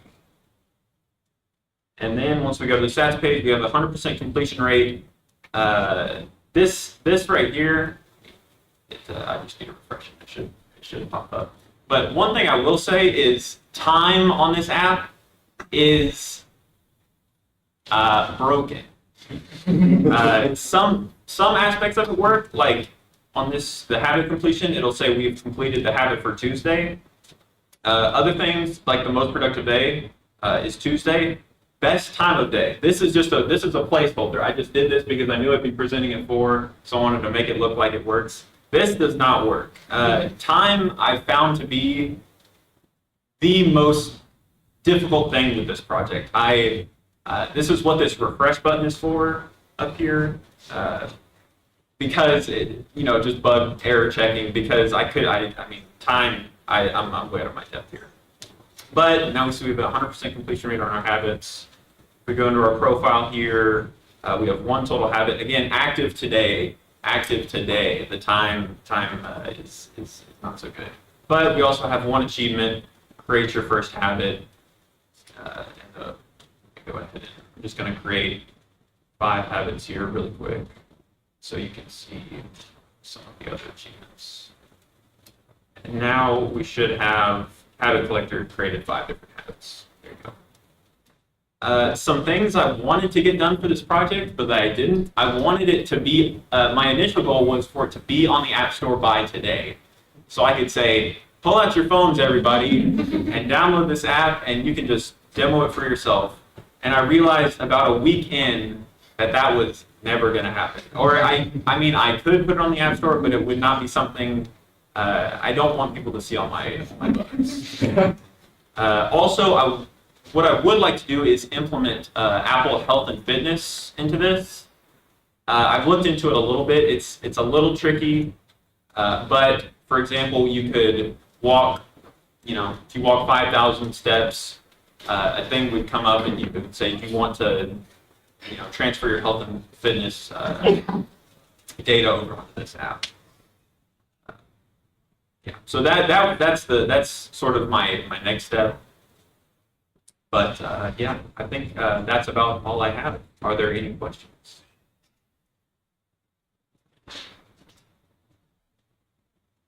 So if you had a chance to, so I know you're in a browser window right now, approximately the mobile ratio. Have you had a chance to test that on a mobile device? Oh, yes. I used Expo, and they have an app where you can make changes in real time. I write the word my habits here at the top where it's blank.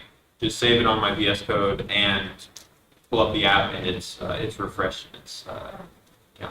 So that was very useful because in the browser I had to create a bunch of extra modals and things to be able to present it here that I'm going to remove and so it can work for mobile. But yes.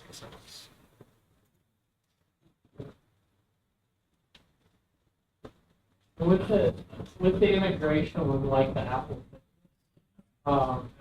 does that require? I mean, can you do that with your current code base, or does that require you to get into Swift coding as well?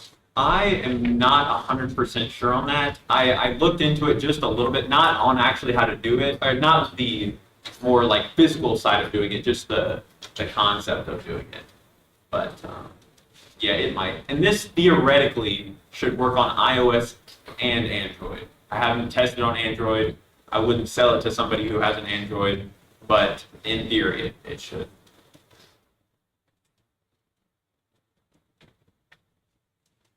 Do you have it tied to any specific time zone, or is it? It should be able to.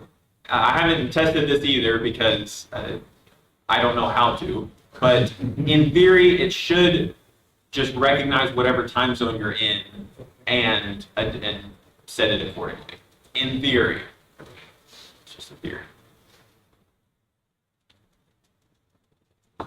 Thank you very much.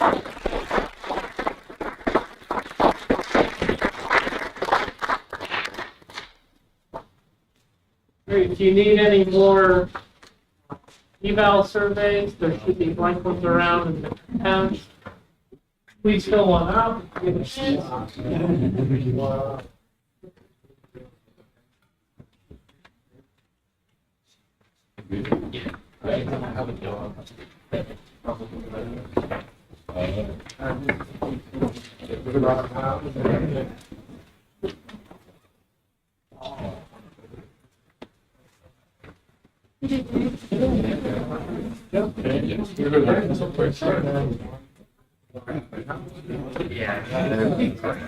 want to sign that. Your mom looked at it. I think it was right here last night. He's doing it. Oh, in terms of. You can also trade in to the front. I know. You should go watch it. Yeah.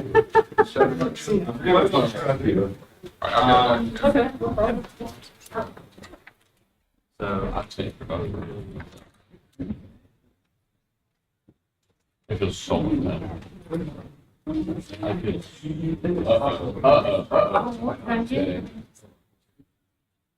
Okay. What's up? Yeah, you did a really good job of projecting. Oh, then watch it happen. It will present.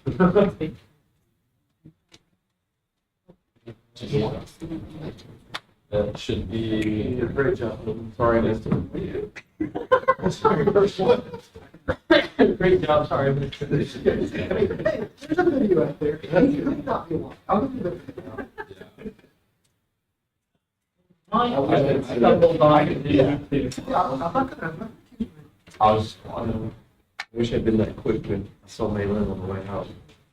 All right, great job.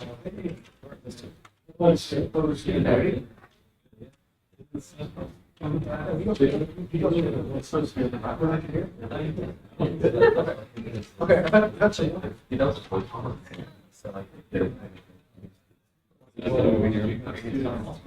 Almost done. Not really.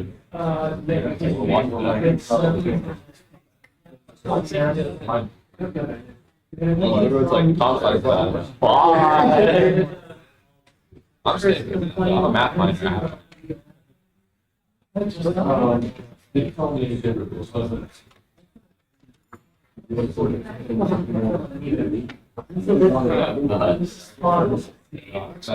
Here, yes. But they put in the information. I think you are right. And one, the original plan was a wall like this, where there was a white wall. And then sometime later, they switched out. But then they get away with the white. So I thought it was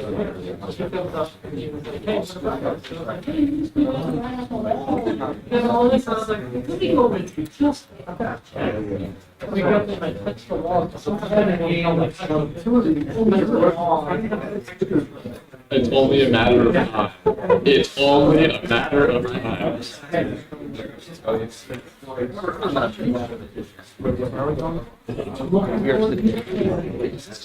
Yes. Oh, yeah. Yeah, no, they're supposed to leave them.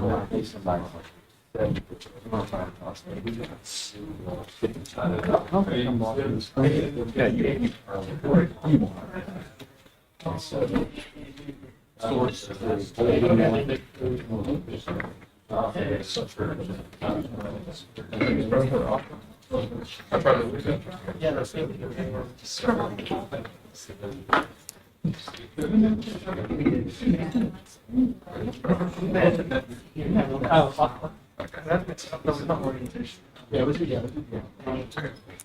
Yeah, you can. Yeah. Oh, I see one more.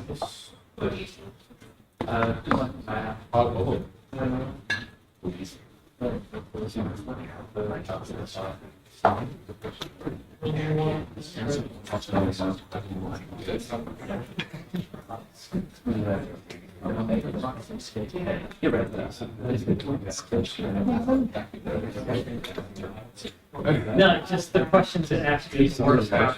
I'll stick it one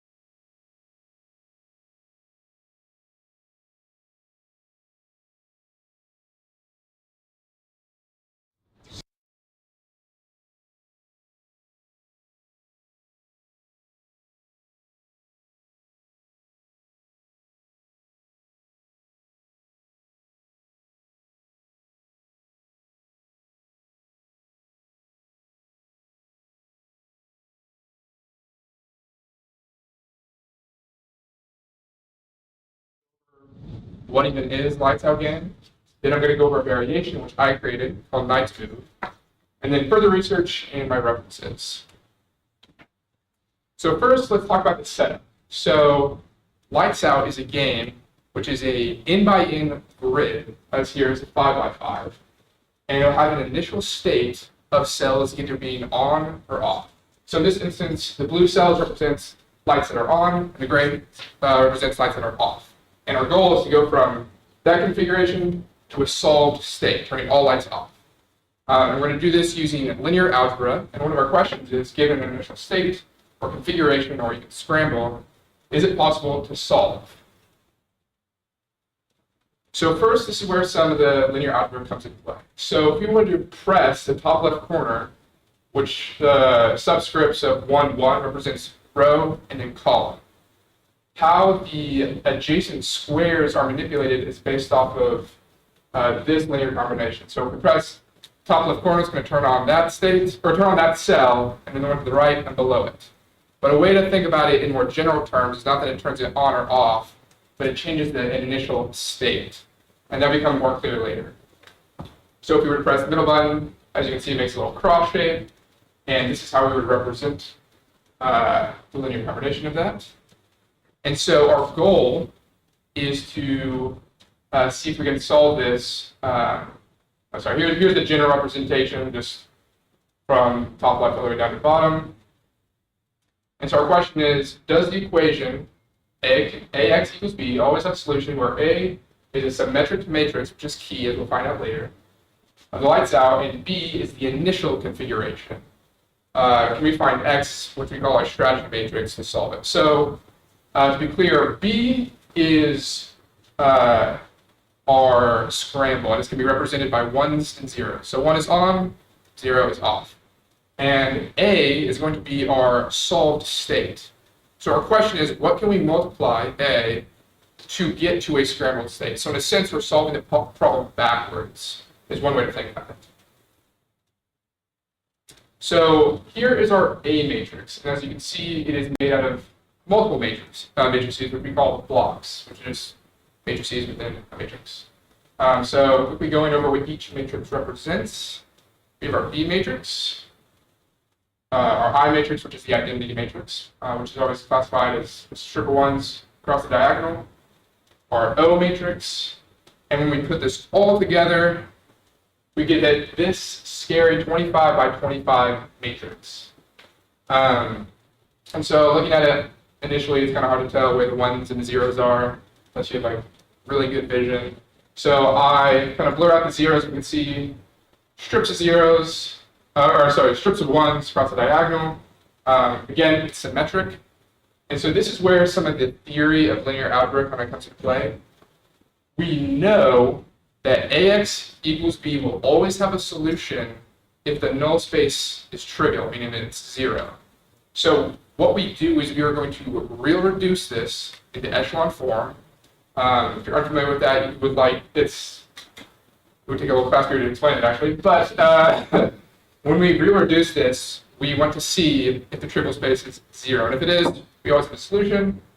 But if we do not, if the trivial space is, null space is not trivial, meaning like it collects like 2 rows, let's say, then there's not always a solution.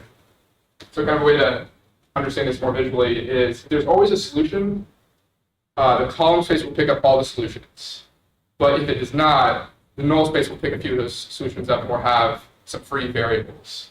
And so the question is, if the rank equals the dimension of our matrix, then we know always a solution. But unfortunately, for our case, when we real reduce it, we have 2 rows that are picked up by the null space, so the rank is 23 instead of 25. And so the solutions are not always possible.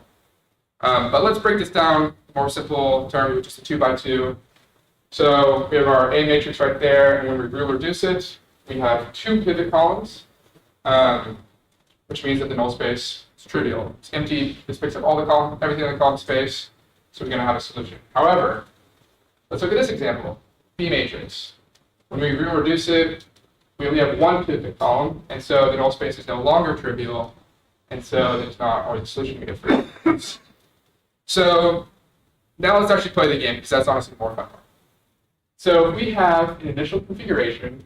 Again, the blue cells are cells that are on, and the gray cells are the ones that are off, which we represent by our B matrix. So this 1 represents that one up there, and then 0, 0, 0, and then on, all the way down. And so we want to see whether this always have a solution. So we multiply it, or we solve our equation, AX equals B. and we find it does have a solution. So all the ones that are in a cell, if we were to click those buttons, it would turn off the entire grid and we would have solved it, and that is given by our strategy matrix X. So again, 1 up there, 0, 1, and so forth.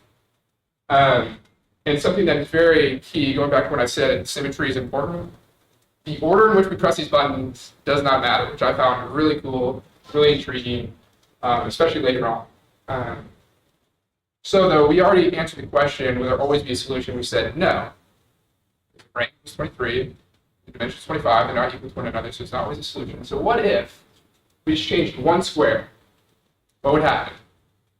So do the same process, and we find out there is not an x such that ax will be holds. So we didn't necessarily expect it with that cell turning on that would be the case, but in this case, happens to be so. And so you might be wondering which cases of grids, like a 1 by 1, a 2 by 2, 3 by 3, which ones are solvable, which ones aren't. So a little slide here showing 1 by 1 is always going to be solvable. You kind of just understand this. It's one cell you push on or off if you're really bored. But then the 4 by 4, interestingly enough, was not solvable for all configurations. The 12 by 12 was always solvable.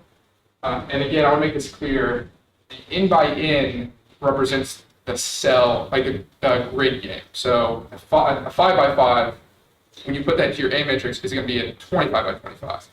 And so the 12 by 12 was a 144 by 144 matrix that I had to painstakingly type into Mathematica and got multiple ones in the wrong places several times. So in summary, the 5 by 5 for lights out does not always have a solution. However, other dimensions, as we saw earlier, does have a solution. Okay, so this is where my variation of the game comes into play. I originally wanted to do a project on chess because I'm a big fan of that, but couldn't really find anything necessarily mathematical related, but I still wanted to use that somehow. So what if we changed the rules? Instead of doing a cross shape, what if we did a knight's move? So the K represents a knight on an 8x8 chessboard. And again, so that's the 5th row, 4th column, or D4 chess notation. And so all this smaller K's represents every possible move that knight can make. But something unfortunate about chess is a knight can only be in one place at once. It can't be everywhere. But we're going to break that rule and say it can. So this is how we're going to represent our knight's move. Is every time you press a button, is going to change the initial state of every knight's move distance away. It's a way to think about it. See more clearly when you press the middle square. There's a cool pattern there. But now we have to rebuild our A matrix. So here's the general form. We're going to call our A matrix K for knight's move. As you can see, we have similar blocks as last time, O and I, but now we have these new ones, M and Z. M consists of that. C, and we put it all together. Again, crazy looking 25 by 25. A lot harder this time to see other ones and zeros, in my opinion. But if we were to dim the zeros, we can somewhat see a pattern, like zigzags, triple ones. Yeah, so same question to hold. Is AX equal to B when you hold in this case? When we real reduce it? Will the rank equal the dimension, and the null space be trivial? And it turns out it is the case. So when we real reduce this, we actually get the identity matrix. And so there's always going to be a solution. So let's go back to our first example. So same thing, there's our B matrix, or our scrambled configuration, if you will. And when we solve the equation, that is our strategy matrix. So again, every one represents a button we need to press in order to turn the whole thing off. And again, order does not matter in this case, which I found very intriguing given, I guess you could say, in some ways, the chaos of how the knight's move works versus the last game. And then you're like, okay, wait. In the last example, we changed one cell and it didn't have a solution. Would that be the case here? Well, mathematically we know yes, but we kind of want to know. So if we change that one square, we find out there is a solution. And again, represented by our X matrix, the ones and buttons that we press. Order does not matter. So in summary, the 5x5 knights move variation always has a solution. And this, I found this for the 1x1 all the way up to the standard chessboard size. I didn't go past that because keeping track of all the ones and zeros became a real pain. I actually want to now demonstrate this.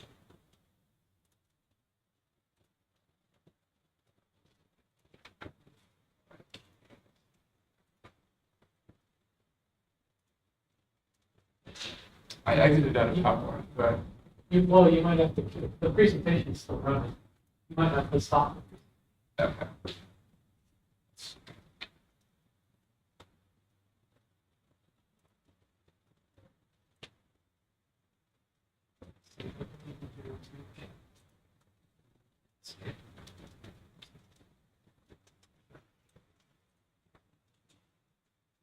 Do you want to duplicate? I would like this to be on the screen. I'm not a computer science. Clearly. Do you want it there or do you want it on there? Well, I wouldn't be able to manipulate it on here.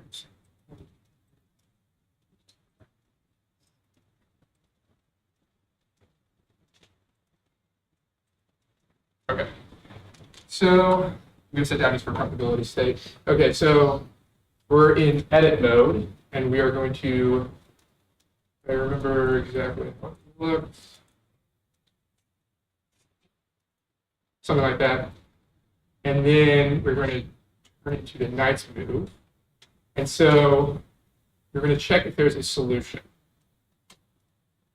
And there is. So all the green squares represent the buttons to press to turn the whole thing off. So let's test that. Again, order doesn't matter.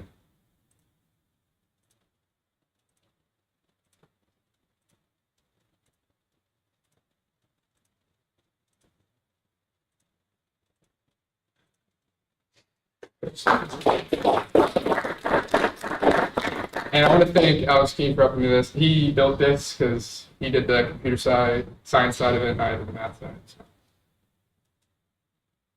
And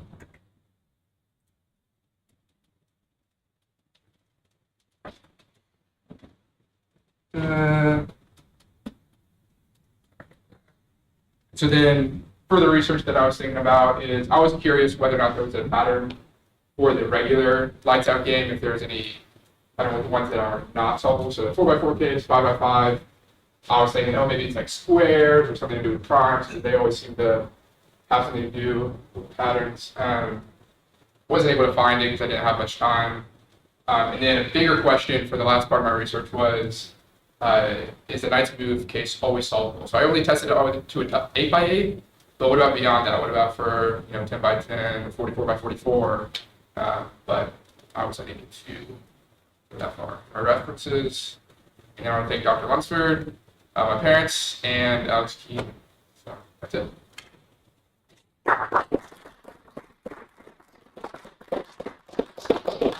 Any questions? Yes. I would just change the beach button in 3 states. So just would be very much harder to solve. It would be trivial.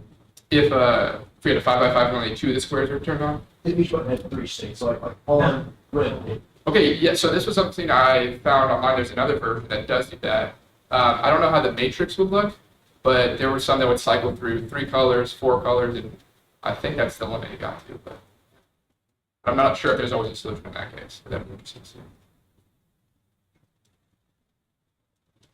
Yes. How hard was it to work with Alex? It was incredibly easy. Yeah. I will say the one thing that me and him had trouble with is putting the matrices into like Python, and for me in Mathematica, because there was one part when I was doing the 12x12, which again was 144 by 144, and it was not working over and over again. So I quit the kernel multiple times, restarted it, everything, and found out I had just 1 0. Shifted over and messed up the whole thing. So. Very tedious. Good. Thank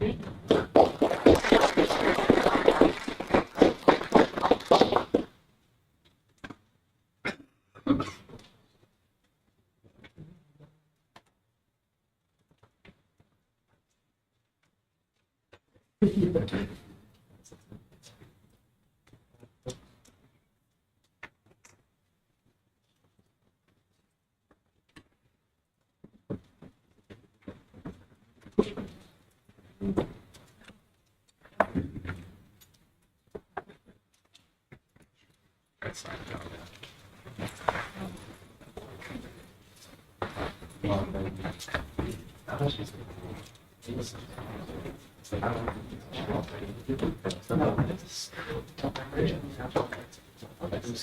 There's actually a lot more functionality. Yeah, let's show it. That was good. What y'all doing? Yeah. It's actually so much. You know, we didn't even leave y'all a whole month before we broke yours.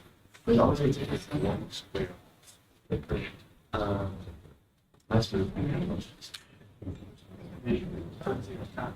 Great job. I was ready. Really? Yeah. I was supposed to take yours. Played 2 games. Yep.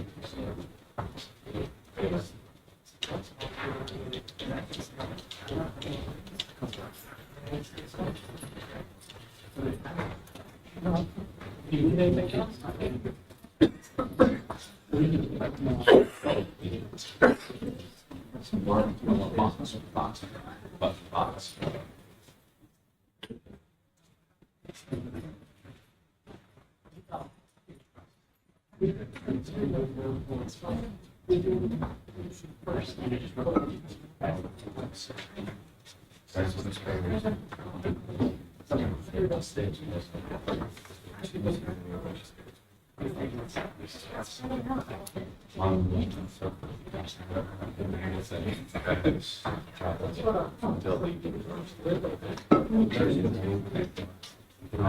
I'm curious when we call it.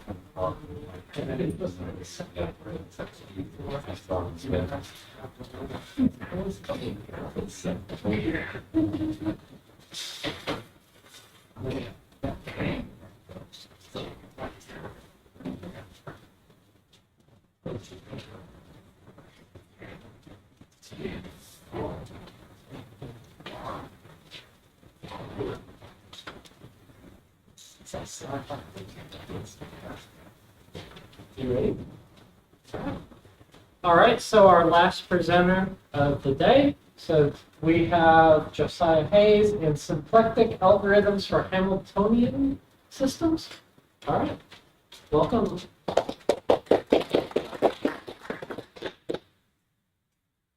Hi, my name is Josiah Hayes, and this is my math senior project, symplectic algorithms for Hamiltonian systems.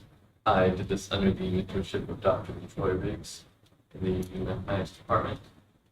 So, symplectic algorithms are numerical algorithms. They're designed to solve certain systems in physics called Hamiltonian systems. And in this speech, I'm going to be analyzing the accuracy of these methods and comparing them to numerical algorithms that are not symplectic to see if there's any advantage. So, in this speech, I'll be giving a brief introduction to Hamiltonian mechanics. I'll be talking about symplectic geometry, which is the underlying geometry of the phase space in Hamiltonian mechanics. I will be giving a few examples of symplectic algorithms. I will be providing a numerical test for a particular algorithm, and then I'll talk about some further research that I have done for many.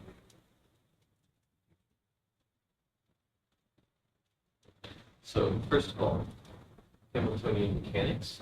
Hamiltonian mechanics is a branch of classical mechanics. So in classical mechanics, we are trying to solve for the motions of point particles or rigid bodies subject to certain forces like gravity.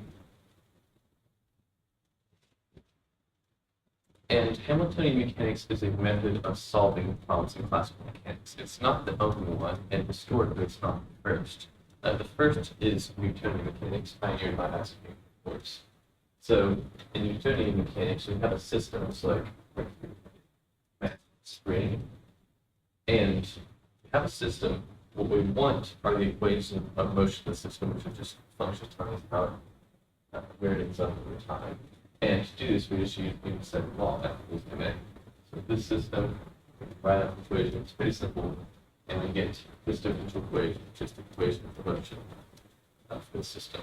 And just so you know, this spring on the mass of the spring is also usually called the simple Laplace number. The Hamiltonian approach to mechanics solves the same problem and gives the same answer, but does it in a scientific way. So in Hamiltonian mechanics, we start with a scalar function h called Hamiltonian. So what that means is that you can plug in multiple variables to the function, but the function still gives you a real number. It's a function of n position variables, qi, and n momentum pi. So q represents the positions of components of the system. There's only one. And then p gives the momentum. So related to how fast the mass is moving. And here we have these equations, which is a system of differential equations. They're called Hamilton's equations, and you just plug your function h into them, and then you get the equations of motion for the system. So I'll do this next slide. The Hamiltonian for the system is p squared over 2m plus 1/2 pq squared. We plug it into the Hamilton's equations, and we do indeed get the same exact equation as we did before, but the variable name q instead of x, so it's the same equation.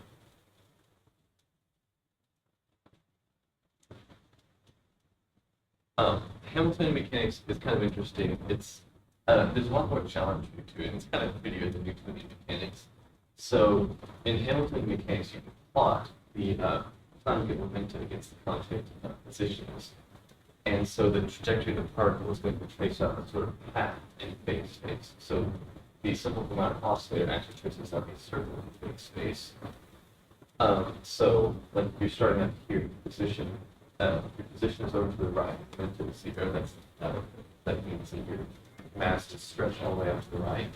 And then as this rate increases, the position comes to center, it's negative to the left. So if you're in the center, you go to the left, and then the passage kind of goes around a circle and repeats forever.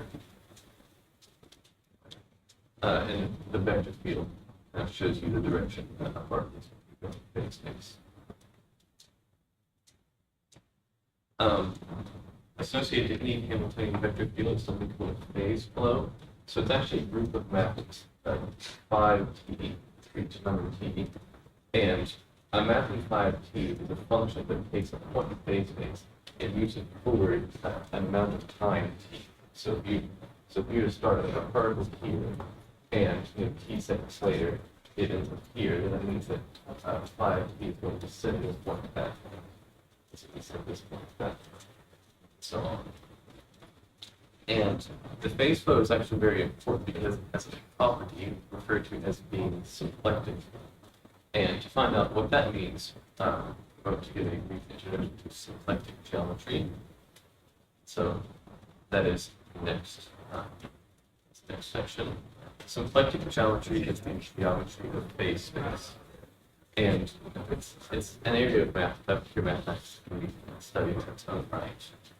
We're going to treat the phase space as a vector space now, so that we can use techniques of linear algebra. There's something called a symplectic form, which is a function defined on a two-dimensional vector space, so on phase space. It takes two vectors as input and returns a real number as output. They may not look like it, but if these two are vectors and this is a matrix, and you multiply that, you'll get a real number, and that represents a sort of area. J is a block.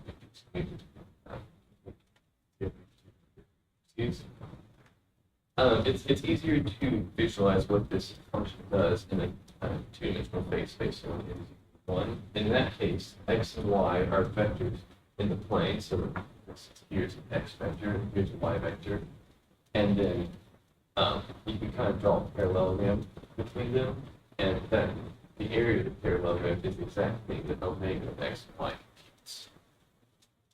And if anyone is familiar with linear algebra, you can also do math, and you'll get that omega of x and y, so we'll do the term of the vectors x and y, which is usually how you measure area in linear algebra.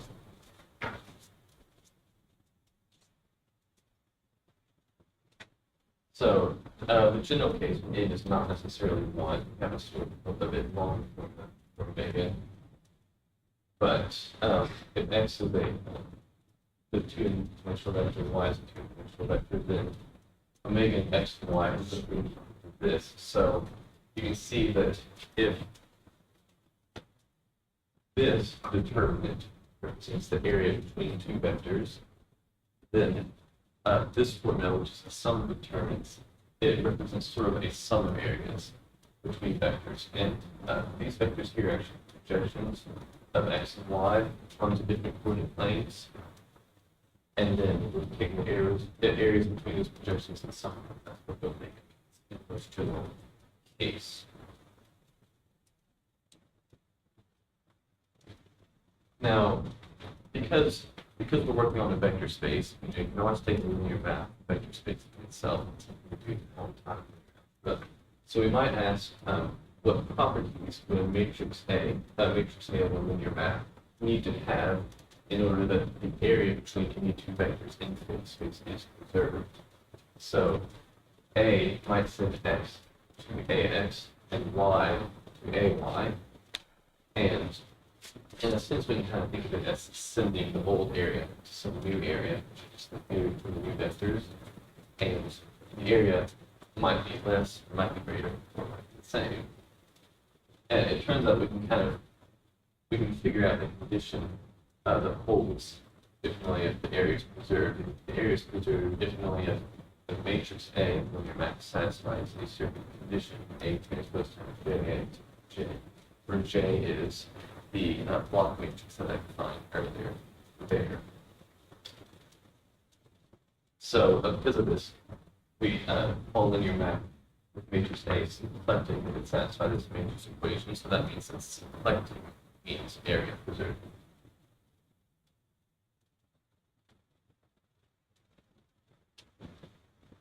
And the first important consequence of this definition is that the phase flow for Hamiltonian systems. But there's one more thing you kind of need to define here.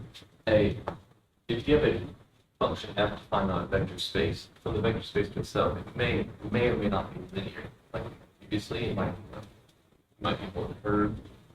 Then we work with the dx and dy, sort of like differentials or small changes, because any function zoomed in close enough is a linear map. So we can define the symplectic property of general maps. And then we have this theorem, which is that the phase flow of a Hamiltonian system, and that's the thing I showed earlier, that us and points in phase space and other points in phase space, it's always going to be symplectic no matter what the Hamiltonian system that you're working with is.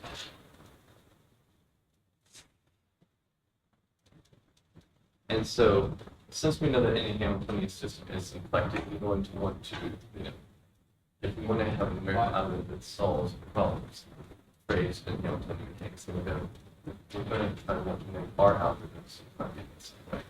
We're going to want to make our algorithms preserve areas in phase space. And it turns out the best way to do this is to take sort of existing algorithms like Euler's method and modify them in small ways to make them symplectic. So that's kind of what I just said. So a numerical algorithm, it does everything in discrete time steps.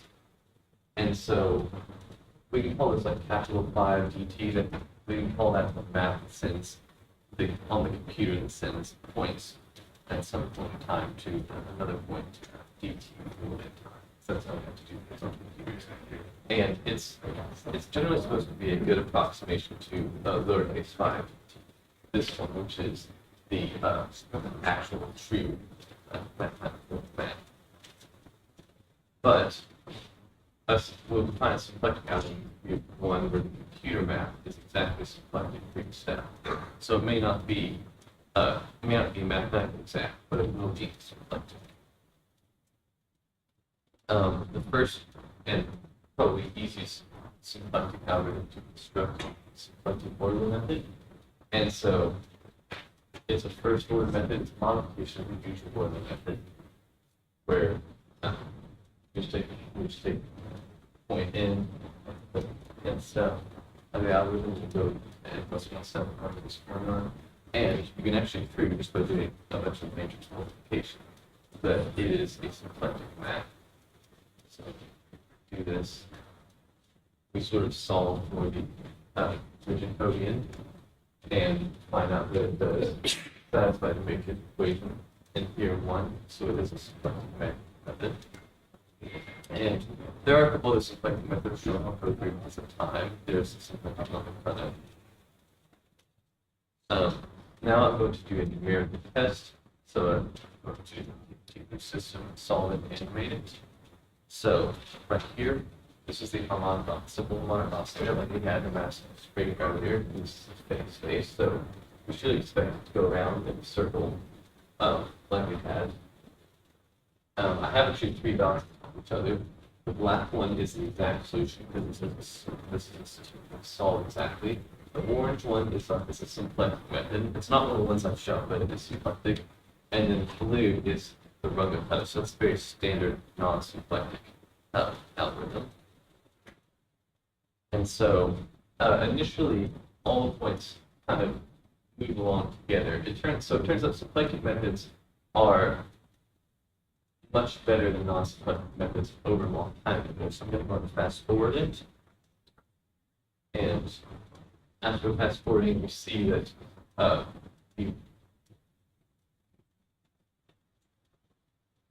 the running kind of method has kind of fallen into the center. So it's still going around in a circle in phase space, but it's a much smaller circle and closer to the center. And of course, that's just represents numerical error. It's supposed to stay on the original circle for all time. The symplectic method is much more accurate. It's actually the black is the exact solution. The symplectic method is still right under it. So it's the symplectic method in this case is clearly much more accurate than the symplectic method. And you might be asking, when symplectic methods should be used, they should be used for every Hamiltonian system and always guarantee such performance. And of course, they do conserve energy, which is the Hamiltonian, with conservative systems, which is nice, and have long-time accuracies, which shows. So a couple of cons. They only apply to Hamiltonian systems. Not every physical system can be put in Hamiltonian form. And like for instance, a box sliding can also apply in loose energy due to friction. That's not something in Hamiltonian form. So this is like the method was on top of there. For some systems, it's implicit, which just means it's very difficult to use. And then finally, they are chaotic systems, which really need symplectic or non-symplectic to solve exactly. Further research and a few other things that I presented at the Mathematical Association of America a month or two ago is a topic known as KM theory, and this is kind of getting into the details of why exactly making an algorithm symplectic guarantees that it will work in certain scenarios. Because it figures that we would want to make our method symplectic if the actual number approximating symplectic, but we don't necessarily know that's sufficient. And so this is sort of the mathematical proof of why it is sufficient. And it just involves lots of geometric properties of phase space like these tori or donut shapes. And sometimes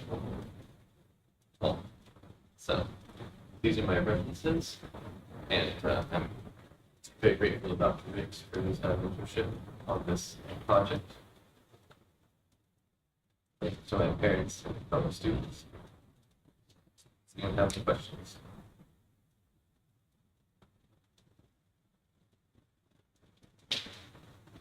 Yes. Oh. Being a computer science major, while I do have a minor in math, it's clear your project's very math heavy. For me, the idea of doing a math heavy project seems intimidating because I feel like I would be pressured to make it work out in the end.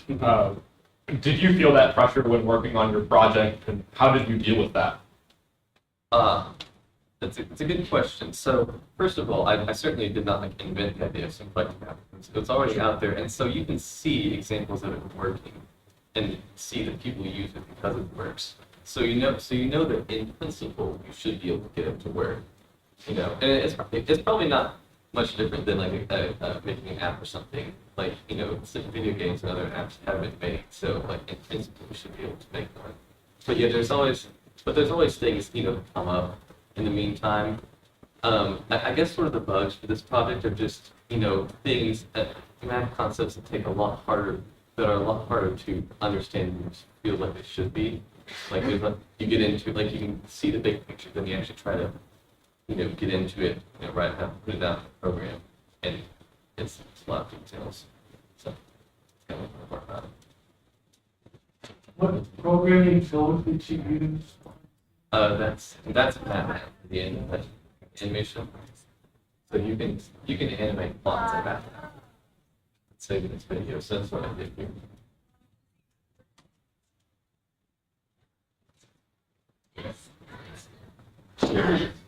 So being way out of my depth here, I'm curious, translation into something, like what, do you have like an example of a practical application of this knowledge for being able to say, hey, this is more efficient, like if you're saying it conserves energy in certain systems, is there, like, are there good analogies or practical applications of being able to take this math and say, okay, this is why, you know, this is how I can show you it's good? Yes, I mean, there are definitely practical applications. So first of all, and I'll just mention this example, when it falls into the center, that's an example of energy not being conserved. And we know that in an ideal spring system, energy is conserved, it doesn't need the system. So this idea of conserving energy, it's very close related to the idea of conserving area in space. And then also, the ways these algorithms might be applied, a big area of application is actually celestial mechanics, so that's solving for the motion of bodies like the planets in our solar system, which can actually be somewhat complicated if you're trying to do it for a long time interval, because in the short time you just say the Earth revolves around the sun. But in over a long time period, that actually the planets exert tensions on each other, and so that makes their orbits deviate from just the usual circular orbits. And so symplectic algorithms have been applied to celestial mechanics, and they do a much better job of showing it on planets over time.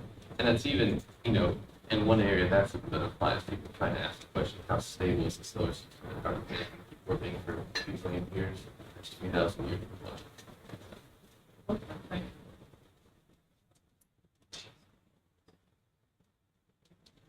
All right, well, thank you so much.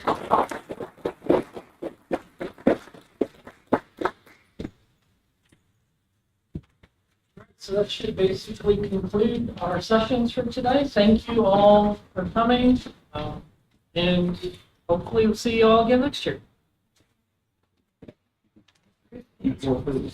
Eat more food. Yes, there's still food. It's 5 o'clock. You're hungry.